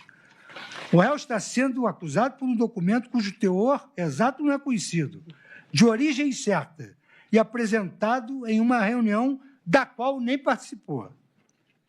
2 participantes da reunião de 14/12/2022, que é dela que eu estou falando, dão a mesma versão do ocorrido. Havia um documento sobre uma mesa, dentro de um plástico. Esse documento não foi aberto. Antes que pudesse abrir o envelope e ler o documento, o então ministro da Defesa foi interrompido de plano pelo brigadeiro Batista Júnior, que lhe perguntou se o documento previa a não assunção do presidente eleito, ao que Paulo Sérgio reagiu ficando em silêncio. Tem uma hora que diz que sim, outra hora ficou em silêncio. Ato contínuo, Batista Júnior e Freire Gomes se recusaram a receber o documento e se retiraram da sala. Confira-se que narrou Freire Gomes. O senhor ministro, ele abriu a reunião, tocando em outros assuntos, e nos mencionou que queria citar o documento, que era aquele documento que já vinha sendo estudado. E quando ele começou a descrever o assunto e que ele iria abordar isso, o próprio brigadeiro Batista Júnior interrompeu, perguntando se o assunto ainda se referia, inclusive, à questão da posse do novo presidente. O ministro da Defesa ficou calado. Esse é o depoimento do Batista Júnior. Lá atrás disse que sim. Diz aqui no depoimento, o ministro da Defesa ficou calado. E o brigadeiro falou, olha, esse assunto já está esgotado, não quero mais saber desse assunto. Eu tenho que retificar. Isso foi dito pelo general Freire Gomes. O ministro da Defesa ficou calado e o brigadeiro falou, olha, esse assunto já está esgotado, não quero mais saber desse assunto. Da mesma forma que eu disse, não temos mais nada que conversar sobre esse assunto. E o ministro da Defesa também ficou calado e esse assunto foi encerrado de imediato. No mesmo sentido, é o depoimento de Batista Júnior. O documento estava na mesa, dentro de um plástico. Falei, esse documento prevê a não assunção no dia 1º de janeiro do presidente eleito? E ele falou sim. Um disse que ficou calado, outro disse que falou sim. E aí eu falei, não admito sequer receber esse documento, não ficarei aqui. Levantei, saí da sala e fui embora. Como se nota, a versão apresentada pelas testemunhas é a de que o documento sequer foi apresentado ou lido, mas acreditam pela reação do então ministro da Defesa que abordaria medidas capazes de impedir a posse do novo presidente. A rigor, o documento sequer chegou a ser discutido, já visto que Batista Júnior se recusou a receber o documento e deixou a sala, enquanto Freire Gomes declarou que o assunto foi encerrado de imediato. A acusação, contudo, faz ilações que, no meu modo de ver, elas se contradizem sobre o conteúdo da minuta que Paulo Sérgio possuía na reunião de 14/12. E um trecho da peça acusatória menciona áudio enviado pelo coronel Mauro Cid ao general Freire Gomes em 9/12/2022, dizendo que Bolsonaro teria enxugado a minuta de decreto. Adiante, aduz que, segundo o depoimento de Freire Gomes, teria sido apresentada na reunião de 14/12, uma minuta de decreto mais abrangente do que for apresentado por Jair Bolsonaro no dia 7/12/2022. Assim, uma divergência. A minuta foi enxugada ou ficou mais abrangente? Afinal, o que foi inserido ou retirado dessa minuta? Não está nos autos. Para tentar e para preencher, isso é atuação de ofício da Procuradoria, essa evidente lacuna, o parque realiza um movimento interpretativo, no meu modo de ver, sem laço nos autos, afirmando que a versão da minuta discutível de 14/12/2022 previa a decretação do estado de defesa e a criação da Comissão de Regularidade Eleitoral com a finalidade de apurar a conformidade e legalidade do processo eleitoral. No entanto, a minuta apreendida no dispositivo de Mauro Cid, parcialmente obstruída, cujos considerantes teriam sido apresentados na reunião de 7 de dezembro de 2022, previa o seguinte: declara o estado de sítio e, como ato contínuo, decreta a operação de garantia da lei e da ordem.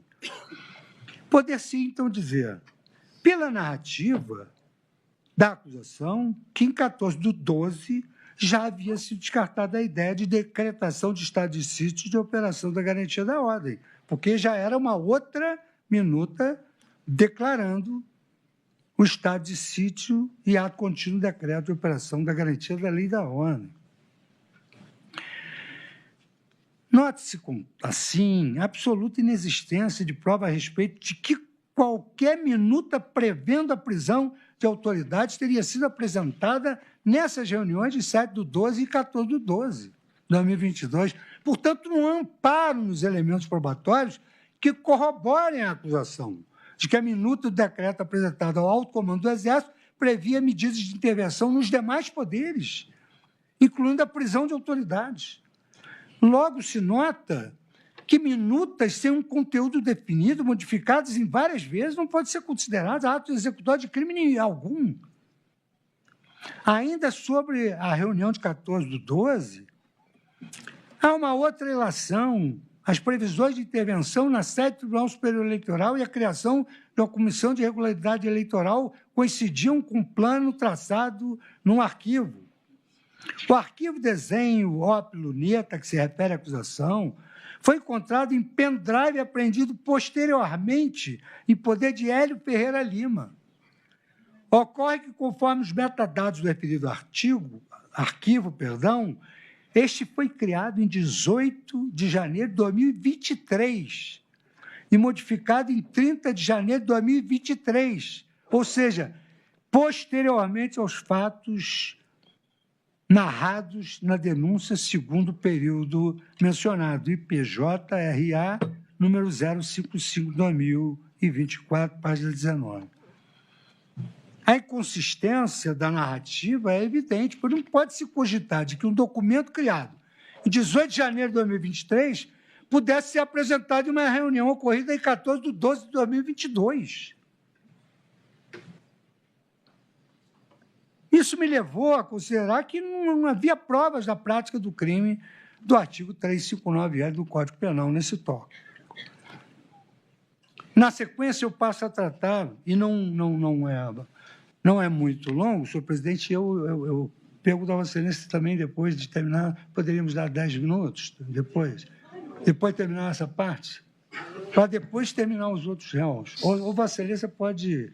Não, Vossa Excelência estima em quanto tempo para finalizar essa voto? Parte? Não, o voto completo. Não, o voto completo eu tenho... Não, eu fico aqui até a hora que for possível. Não, podemos ficar... Eu confesso, olha... Não, podemos suspender por 10 minutos, mas o importante talvez seja... Não, vamos continuar, sem problema. Não, para mim não tem problema. Vossa Excelência me avisa, então, a hora que for o caso de... Não, quando eu acabar aqui. Tá bom. Tá? E eu tenho ainda 1, 2, 3, 4 e 5 réus, mas que têm uma conotação distinta em razão do que a acusação imputou a eles em relação de prática de atos executórios. Aqui já não vai demorar. Na sequência, eu passo a tratar... Senhor presidente, isso é uma obrigação da Constituição. O juiz... Claro. Não, o juiz deve motivar suas decisões. Não, sem dúvida, todos nós. Como nós fizemos um cronograma de trabalho, não há problema nenhum hoje. E estendemos. Tá bem, é melhor, porque amanhã tem tempo cancelar da plenária de Vossa Excelência, da ministra Carmen e Vossa Excelência votar. Perfeito. Estou de acordo também, presidente. Muito obrigado. Então, eu passo a tratar de 2 planejamentos distintos com finalidade ilícita que o Ministério Público sugere tratar de um plano único, cujo objetivo seria gerar a comoção necessária para garantir a adesão popular ao movimento. O primeiro planejamento é denominado Punhal Verde-Amarelo. Um arquivo de nome Fox 2017 DocX, contendo minuta intitulada Planejamento Punhal Verde-Amarelo. Foi encontrada em um HD externo de Mário Fernandes. Os metadados indicam que a criação desse arquivo, em 9 de novembro de 2022, às 9h23, pelo usuário Mário Fernandes, modificado às 7h05, 17h05, IPJ-RA 44/2024, na visão da Polícia Federal, ela aventou a hipótese que esse planejamento envolveria um atentado contra a vida do relator da Presidência da Ação Penal, o ministro Alexandre de Moraes, apesar da ausência expressa de menção ao seu nome, na minuta, com base nos seguintes argumentos. Os itinerários mencionados, Eixo Monumental, Avenida Exército, L4, indicam prováveis rotas de deslocamento entre os locais de frequência e estadia do ministro Moraes em Brasília à época. As informações sobre segurança pessoal também apontam para uma provável estrutura de segurança do magistrado naquele momento. Mas, ao final da primeira página, é mencionado um tempo de reconhecimento, pelo menos 2 semanas nas regiões DF e SP, São Paulo, sendo estas as unidades de federação em que o ministro convive. O tópico 6, isso é a Polícia Federal. Tópico 6, TLF, céu descartáveis, chip, TIM, revela exatamente o método de comunicação. A quantidade de aparelhos, nós já vimos, foram 1.200, revela exatamente o método de comunicação, a quantidade de aparelhos e até mesmo a operadora telefônica que seria escolhida para as comunicações durante as atividades de acompanhamento e vigilância do Ministério de Alexandre de Moraes, que já são objeto de investigação do projeto inquisitivo, representam o grupo Copa 2022. De acordo com a Procuradoria-Geral da República, em 6/12/2022, às 6h09, Mário Fernandes imprimiu 3 cópias do punhal verde e amarelo no Palácio Planalto. Aqui devem ser feitos alguns esclarecimentos. O arquivo original, criado em 9/11/2022, às 9h23 e modificado às 17h05, tinha o nome de Fox 2017 DocX.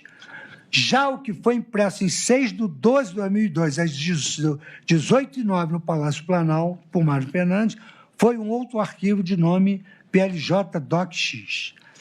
A polícia faz uma ilação de que o arquivo impresso teria o mesmo conteúdo com base nos seguintes elementos. O arquivo impresso possuía PLJ no nome, o que seria a abreviação de planejamento, que nós já vimos que não é ato executório. 2. Uma cópia de um arquivo chamado PLJ-DOC já havia sido impressa em 9/11/2022, às 17h09, poucos minutos após a última modificação do arquivo original. Ademais, apesar de o Ministério Público afirmar que Mário Fernandes imprimiu 3 cópias do plano, o IPJ-RA 44/2024 indica que apenas uma cópia foi impressa com base nos logs de impressão. E aqui eu descrevo a data, 6/12, usuário Mário Fernandes, total de páginas impressas, 3 cópias, 1. De qualquer sorte, as provas apresentadas pela acusação são insuficientes para demonstrar, afastando qualquer dúvida razoável, que essa minuta em algum momento chegou a ser apresentada ao réu Jair Bolsonaro, muito menos que tenha contado com a sua anuência. Afirma o parquê que registros de extratos de herb confirmam a presença simultânea de Mauro César Barbosa Cid, Rafael Martins de Oliveira e Jair Bolsonaro no Palácio Planalto em horários coincidentes do dia 6/12. Considerando que o Palácio do Planalto é o local de trabalho de todos os sujeitos mencionados, é absolutamente natural esperar que todos se encontravam na mesma repartição em uma terça-feira. Eu mesmo posso, no meu computador, elaborar um documento que será do conhecimento dos meus colegas. Outro elemento de prova indicado pelo Ministério Público diz respeito a um áudio enviado 2 dias depois, em 8/12/2022, às 22h56, por Mário Fernandes ao Correio Mauro Cid, dizendo o seguinte: durante a conversa que eu tive com o presidente, eu disse, presidente, mas o quanto antes, a gente já perdeu tantas oportunidades. Ao contrário do que sustenta o Ministério Público, esse diálogo, ele não sugere em momento algum que a ação violenta era previamente autorizada. Pelo contrário, estava se queixando que ele não tomava atitude. Na verdade, o áudio demonstra que o Jair Bolsonaro não autorizou nenhuma ação por parte de Mário Fernandes, o que foi motivo de lamentação. E o senhor não fez nada? A gente já perdeu tantas oportunidades. Eu ainda não conheço o depoimento integral de Mário Fernandes, que depois, recentemente. Mas, rapidamente, numa visão televisiva, eu ouvi dizer que elaborou única e exclusivamente para suas elucubrações aquele documento. Foram essas 2 ilações inapropriadas que se baseou a execução. Não há nenhum elemento que identifique ciência do ex-presidente em relação à minuta do plano punhal verde e amarelo. A gente que conheceu, mas não a prova aqui que esse réu conheceu. O segundo planejamento é chamado de Copa 2022, em alusão ao grupo do mesmo nome, criado no aplicativo de mensagem Signal, em 15/12/2022, contendo 6 integrantes, utilizando, nas palavras da Procuradoria-Geral da República, utilizando linhas de telefonia móvel, habilitada em nome de terceiros, em uma técnica de anonimização. Dados obtidos do material apreendido em poder de Rafael Martins de Oliveira, vulgo Joel Japão, demonstra que os usuários foram acionados ao grupo Copa 2022 no aplicativo Signal, ou Signal, entre 2020 e 2031 do dia 15 de dezembro de 2022. Como revela o relatório da Polícia Federal número 454-6344, de 2024, folhas 1753 seguintes, as investigações não lograram identificar todos os integrantes do grupo, mas se supõe que seriam pelo menos 6 pessoas, possivelmente todos militares de forças especiais Kids pretos. Posteriormente, Rodrigo Bezerra de Azevedo admitiu que estava de posse do aparelho celular vinculado ao codinome Brasil, embora tenha negado sua participação nas ações. Em breve síntese, as mensagens trocadas no âmbito do Grupo Copa 2022 revelam que, na noite de 15 de dezembro de 2022, os seus integrantes estariam posicionados em diferentes pontos da asa sul de Brasília. Ao receberem a notícia de que uma sessão do Supremo foi suspensa às 8h59, o usuário Alemanha, não identificado, determinou ao grupo abortar.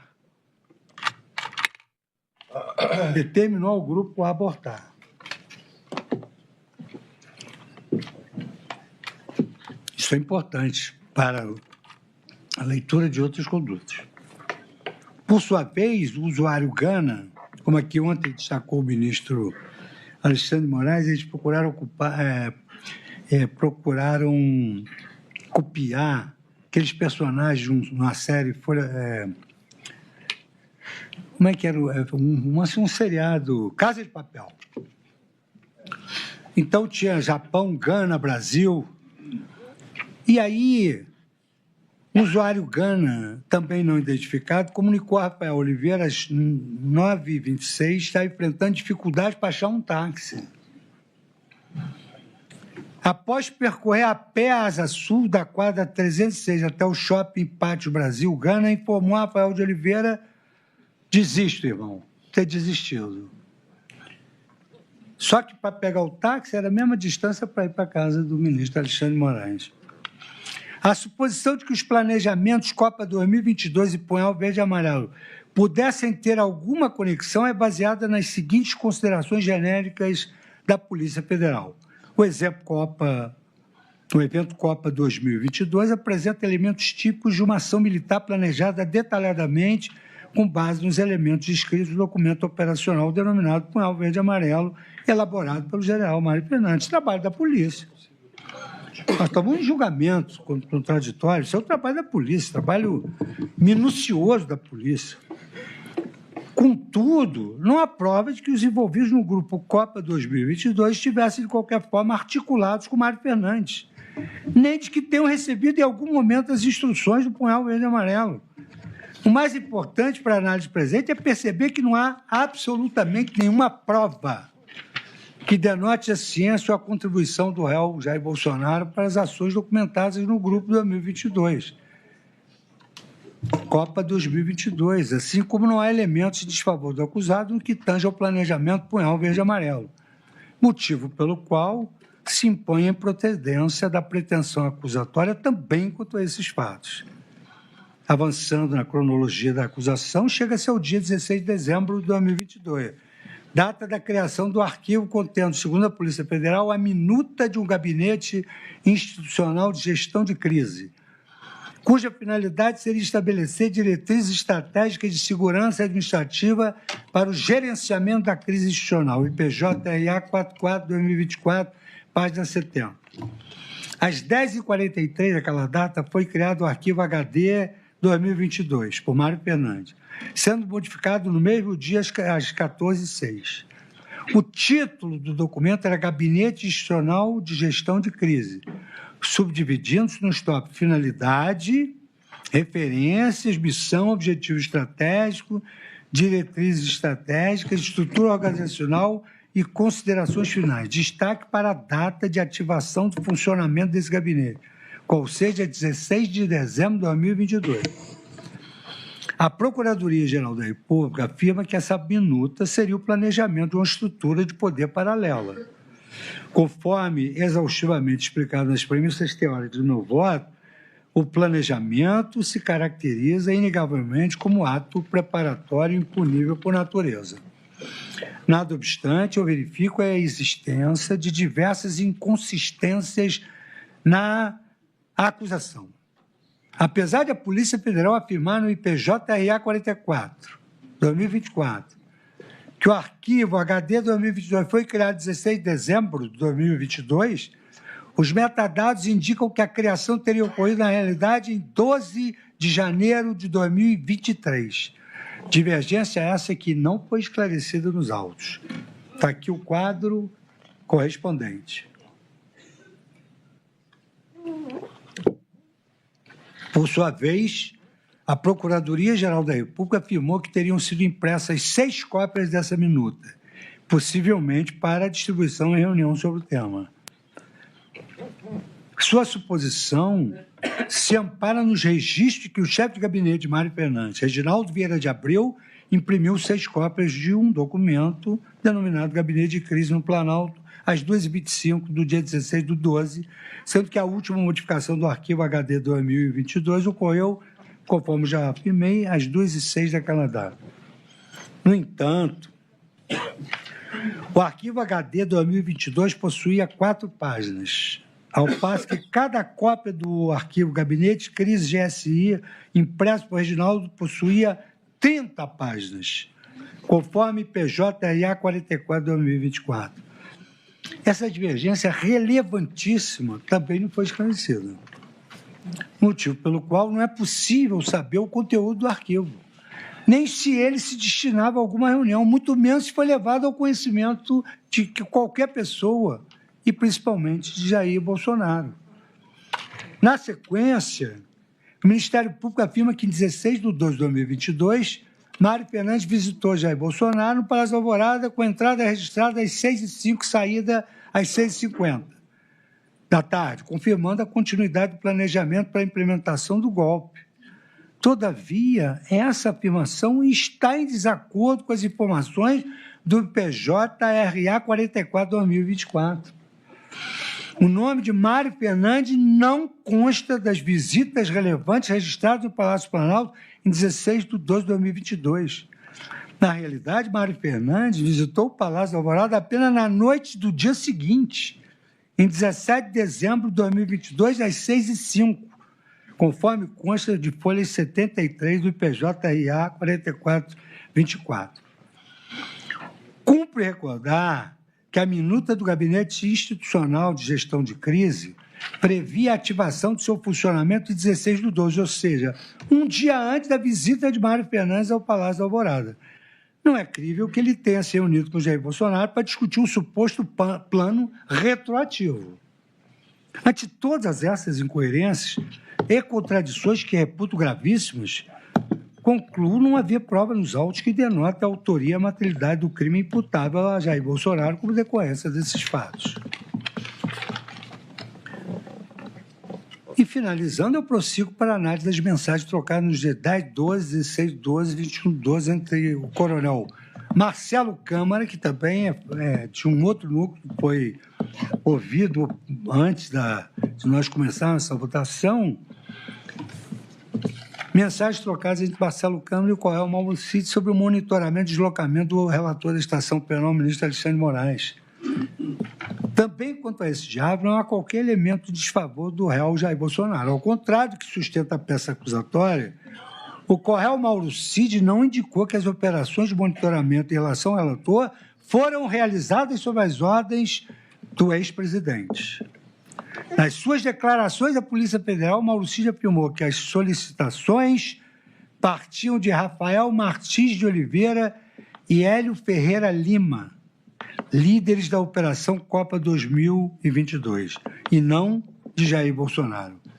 Em seu interrogatório judicial, ID 1041, Mauro Cid afirmou categoricamente que monitoramento constante, isso nunca teve essa ordem nem essa determinação por parte de Jair Bolsonaro, página 54.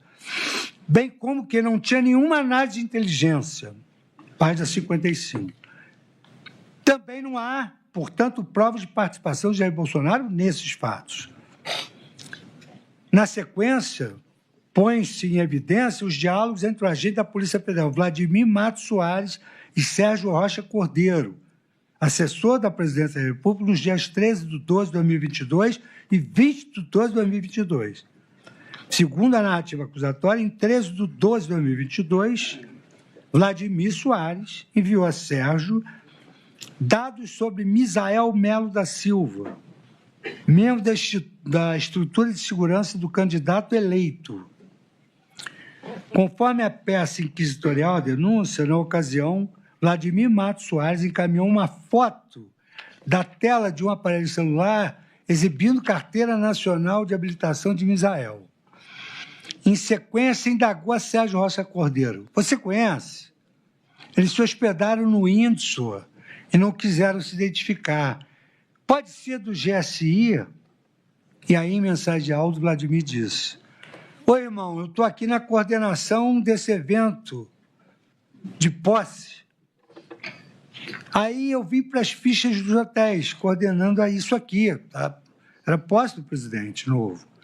Aí o gerente ligou dizendo que esses caras entraram. Está no nome de Misael essa reserva. E que entraram 4 caras que não quiseram se identificar, dizendo ser Polícia Federal, aquela coisa toda, mas não são, né? Saíram também sem se identificar e eles acionaram a gente, porque era a assessoria do presidente que ia tomar posse. Depois, Vladimir reportou, está tudo esclarecido. Seguinte, meu irmão, já está tudo resolvido. O Misael, ele é do GSI, sim. Vamos torcer, meu irmão. Estamos aqui nessa torcida.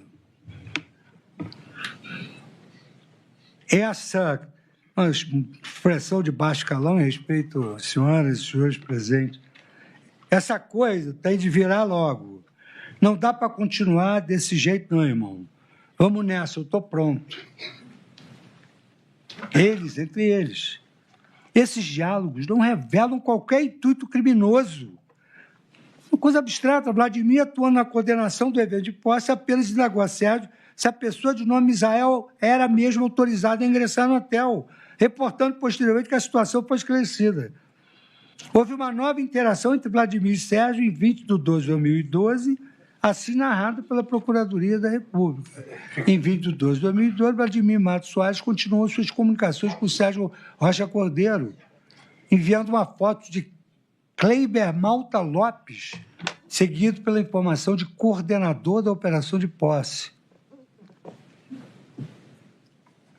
Disse o cidadão, petista e baba-ovo do Alckmin, DPF Cleiton.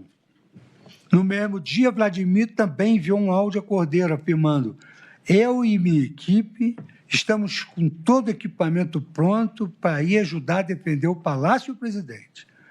Basta a canetada sair. Vladimir Soares, em seu tempo de declarações, afirmou que foi convidado pelo agente da Polícia Federal, identificado como Ramalho, para integrar uma equipe de segurança no Palácio do Planalto e para apoiar Jair Bolsonaro, no caso ele não entregasse a faixa presidencial. A frase de Vladimir, no sentido de que basta a canetada sair, denota que qualquer tipo de ação sua para ajudar a defender o Palácio estaria condicionada à adoção de uma medida formal pelo então presidente, e que este voluntariamente não realizou a atitude.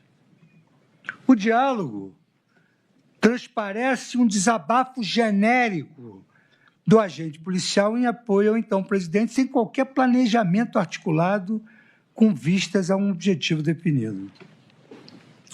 A acusação também não esclarece quem seria essa pessoa de nome Ramalho, muito menos aponta conluio entre este e o réu Jair Bolsonaro. De fato, não há nada nesses diálogos que indique a participação direta ou indireta do réu Jair Bolsonaro, impondo-se o reconhecimento da ausência de provas para justificar uma condenação. A Procuradoria-Geral da República faz menção a uma conversa de 20 de 12 de 2022, na qual o coronel Gustavo Gomes perguntou a Sérgio Cavalieri sobre possíveis novidades no front.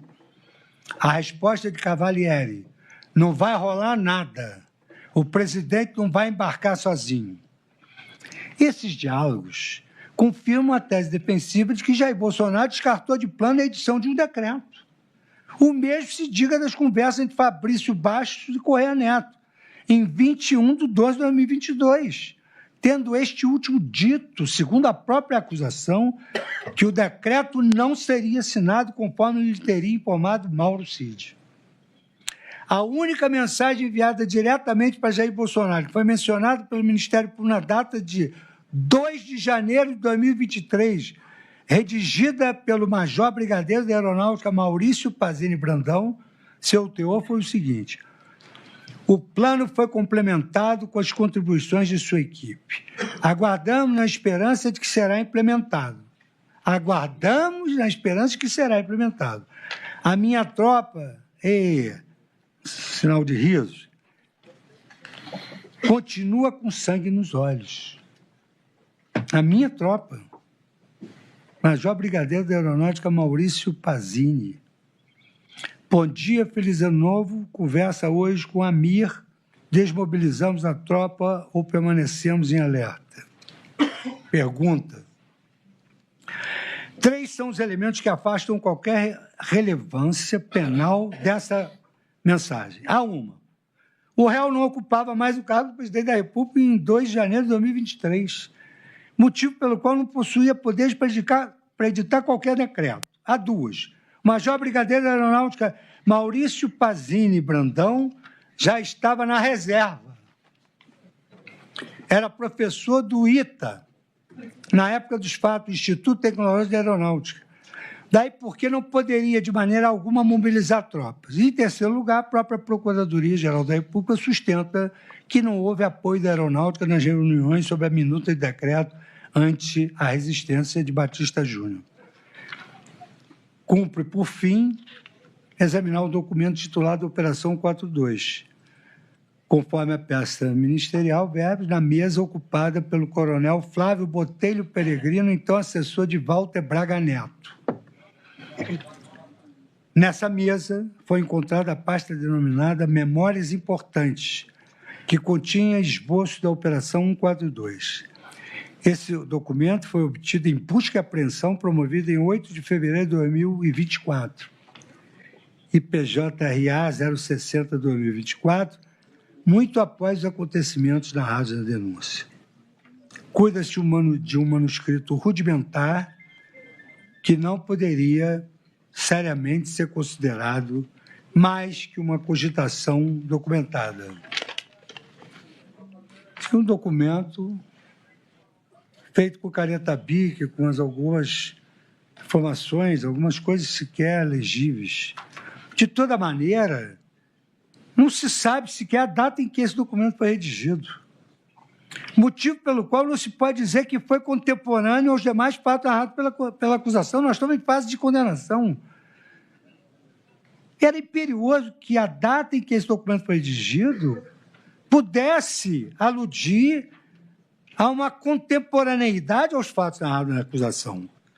Consequentemente, não há outra saída a não ser rejeitar a pretensão acusatória igualmente quanto a esse particular. E, finalmente, passam os eventos que culminaram nos fatos de 8 de janeiro. No afã, mas no seu papel, do Ministério Público, nós compreendemos, já fui membro do Ministério Público. Depois fiz concurso para a magistratura, mas já fui membro do Ministério Público. Isso é dever de ofício. Finalmente, eu passo aos eventos que culminaram nos fatos de 8 de janeiro de 2023.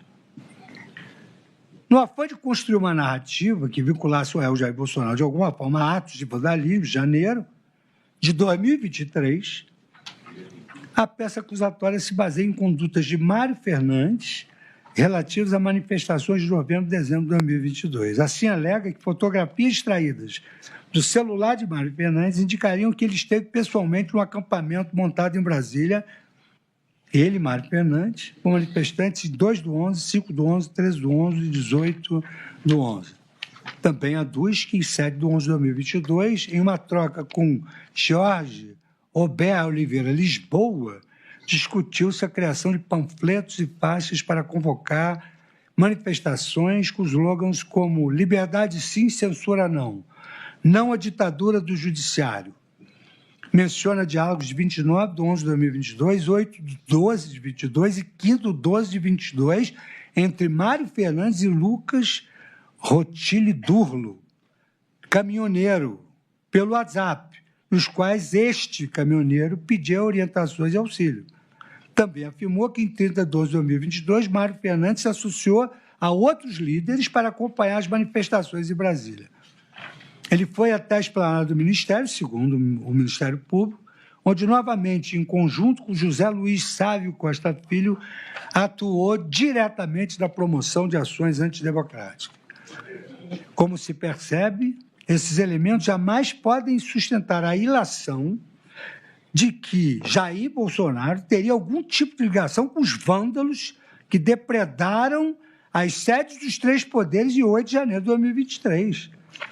Não há provas de que esses vândalos estariam entre os manifestantes acampados em Brasília nos meses anteriores, nem evidência de que Lucas Durlo tenha participado dos eventos, direto ou indiretamente.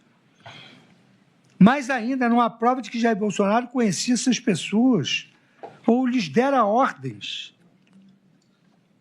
Na verdade, vieram 40 ônibus para Brasília. Não eram os aquartelados. O Ministério Público não sustenta nem poderia que todas as manifestações de novembro e dezembro de 2022 seriam criminosas, aí porque não tem relevância para os autos as conversas entre Mário Fernandes e as pessoas que participaram de alguns atos pacíficos. Mais precisamente, o parquê sugeriu ilicitude em 2 momentos, ambas sem demonstrar qualquer participação de Jair Bolsonaro. Afirmou, primeiramente, que Mário Fernandes, em 7/11 de 2022, discutiu com Jorge Obert Oliveira Lisboa a criação de faixas, com os dizeres liberdade sim, censura não, não à ditadura do judiciário. Por mais que se entenda, serem equivocados esses dizeres o são, a pretensão do parquê de criminalizar o discurso apenas dá razão à queixa dos interlocutores no que diz respeito às restrições indevidas à liberdade de expressão. Vale notar que a confecção das faixas foi apenas debatida, sem que tenha provas sequer de que foram realmente criadas. E, em segundo lugar, a acusação alegou que Mário Fernandes foi acompanhar as manifestações em Brasília no dia 30/11 de 2022 e atuou diretamente na promoção de ações antidemocráticas. Contudo, não apontou quais seriam essas ações antidemocráticas. Vale repisar que a excludente da ilicitude do artigo 359-T abrange a reivindicação de direitos e garantias constitucionais por meio de passeatas, de reuniões, de greves de 359-T, de aglomerações ou de qualquer outra forma de manifestação política com propósitos sociais. Por conseguinte, não configuram crimes. As manifestações, faixas, aglomerações, acampamentos de dezembro de 2022. Dessa forma, ao contrário do que sustenta a acusação, o réu Jair Bolsonaro não tinha dever algum de desmobilizar essas manifestações. Pelo contrário, caso tivesse feito utilizando o aparato do poder público, estaria violando o direito fundamental previsto no artigo 5º do inciso 16º da Constituição. Sem prejuízo, a própria Procuradoria-Geral da República admite que Jair Bolsonaro fez um vídeo pedindo a desmobilização de manifestantes que envolvessem bloqueios de rodovias, mas reduziu a importância dessa conduta, afirmando que visava apaziguar o setor econômico do país. Foram essas alegações no meu modo de ver, infundadas, que, por meio delas, o Ministério Público não logrou apontar absolutamente nenhuma prova que Jair Bolsonaro tivesse algum vínculo com sujeitos que invadiram prédios públicos na Praça dos Três Poderes em 8 de janeiro de 2023. A rigor, não apresentou provas de vínculos do ex-presidente com os participantes das manifestações de novembro e de dezembro, sem contar essa de 8 de janeiro. Não há provas, portanto, da alegação da acusação de que o réu teria liderança sobre o movimento golpista ou um controle exercido sobre os manifestantes. Segundo a própria peça ministerial, o réu Mauro Cid declarou: não, o presidente nunca deu nenhuma orientação para mim com relação aos manifestantes. Eu não tinha contato com nenhum manifestante, nunca tive, nem com liderança, nem com ninguém nos acampamentos em frente aos quartéis. Cid, igualmente, disse que Jair Bolsonaro nunca mobilizou os manifestantes. Também não há nenhuma prova que Jair Bolsonaro teria vínculo com perfis nas redes sociais que convocaram seguidores para o que chamavam de Festa da Selma, com os dizeres: liberdade não se ganha, se toma. É uma foto de manifestações ocorridas. Uma página, senhor presidente, ocorrida em 17 de junho de 2013, quando a rampa e a cúpula do Congresso Nacional foram tomadas por milhares de pessoas. Reitero sobre este ponto os argumentos já expendidos anteriormente, no sentido de que o ex-presidente já não ocupava mais o cargo de presidente da República em 8 de janeiro de 2023, motivo pelo qual não possuía posição específica de garante.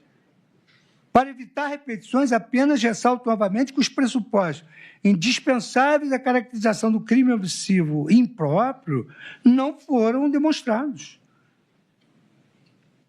Todos esses elementos conduzem à inescapável conclusão de que não há provas suficientes para imputar ao réu Jair Messias Bolsonaro os crimes de tentativa de abolição violenta do Estado Democrático de Direito, 359, golpe de Estado, dano qualificado pela violência e grave ameaça contra o patrimônio da União e com considerável prejuízo para a vítima, artigo 163, parágrafo 1 do CP, e deterioração de patrimônio tombado, artigo 62.1 da Lei Ambiental 9605.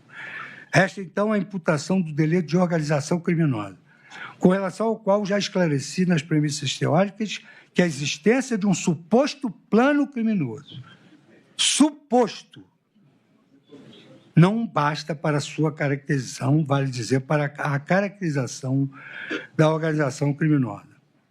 É ônus do Ministério Público demonstrar que os membros da alegada organização estruturada, permanente e estável devem colaborar com unidade de desígnios para a prática de uma série indeterminada de delitos. Nada disso restou demonstrado nos autos, conforme exaustivamente exposto. Por isso que julgo improcedente a pretensão acusatória em relação ao réu Jair Messias Bolsonaro, com base no artigo 386, inciso 7º do Código de Processo Penal.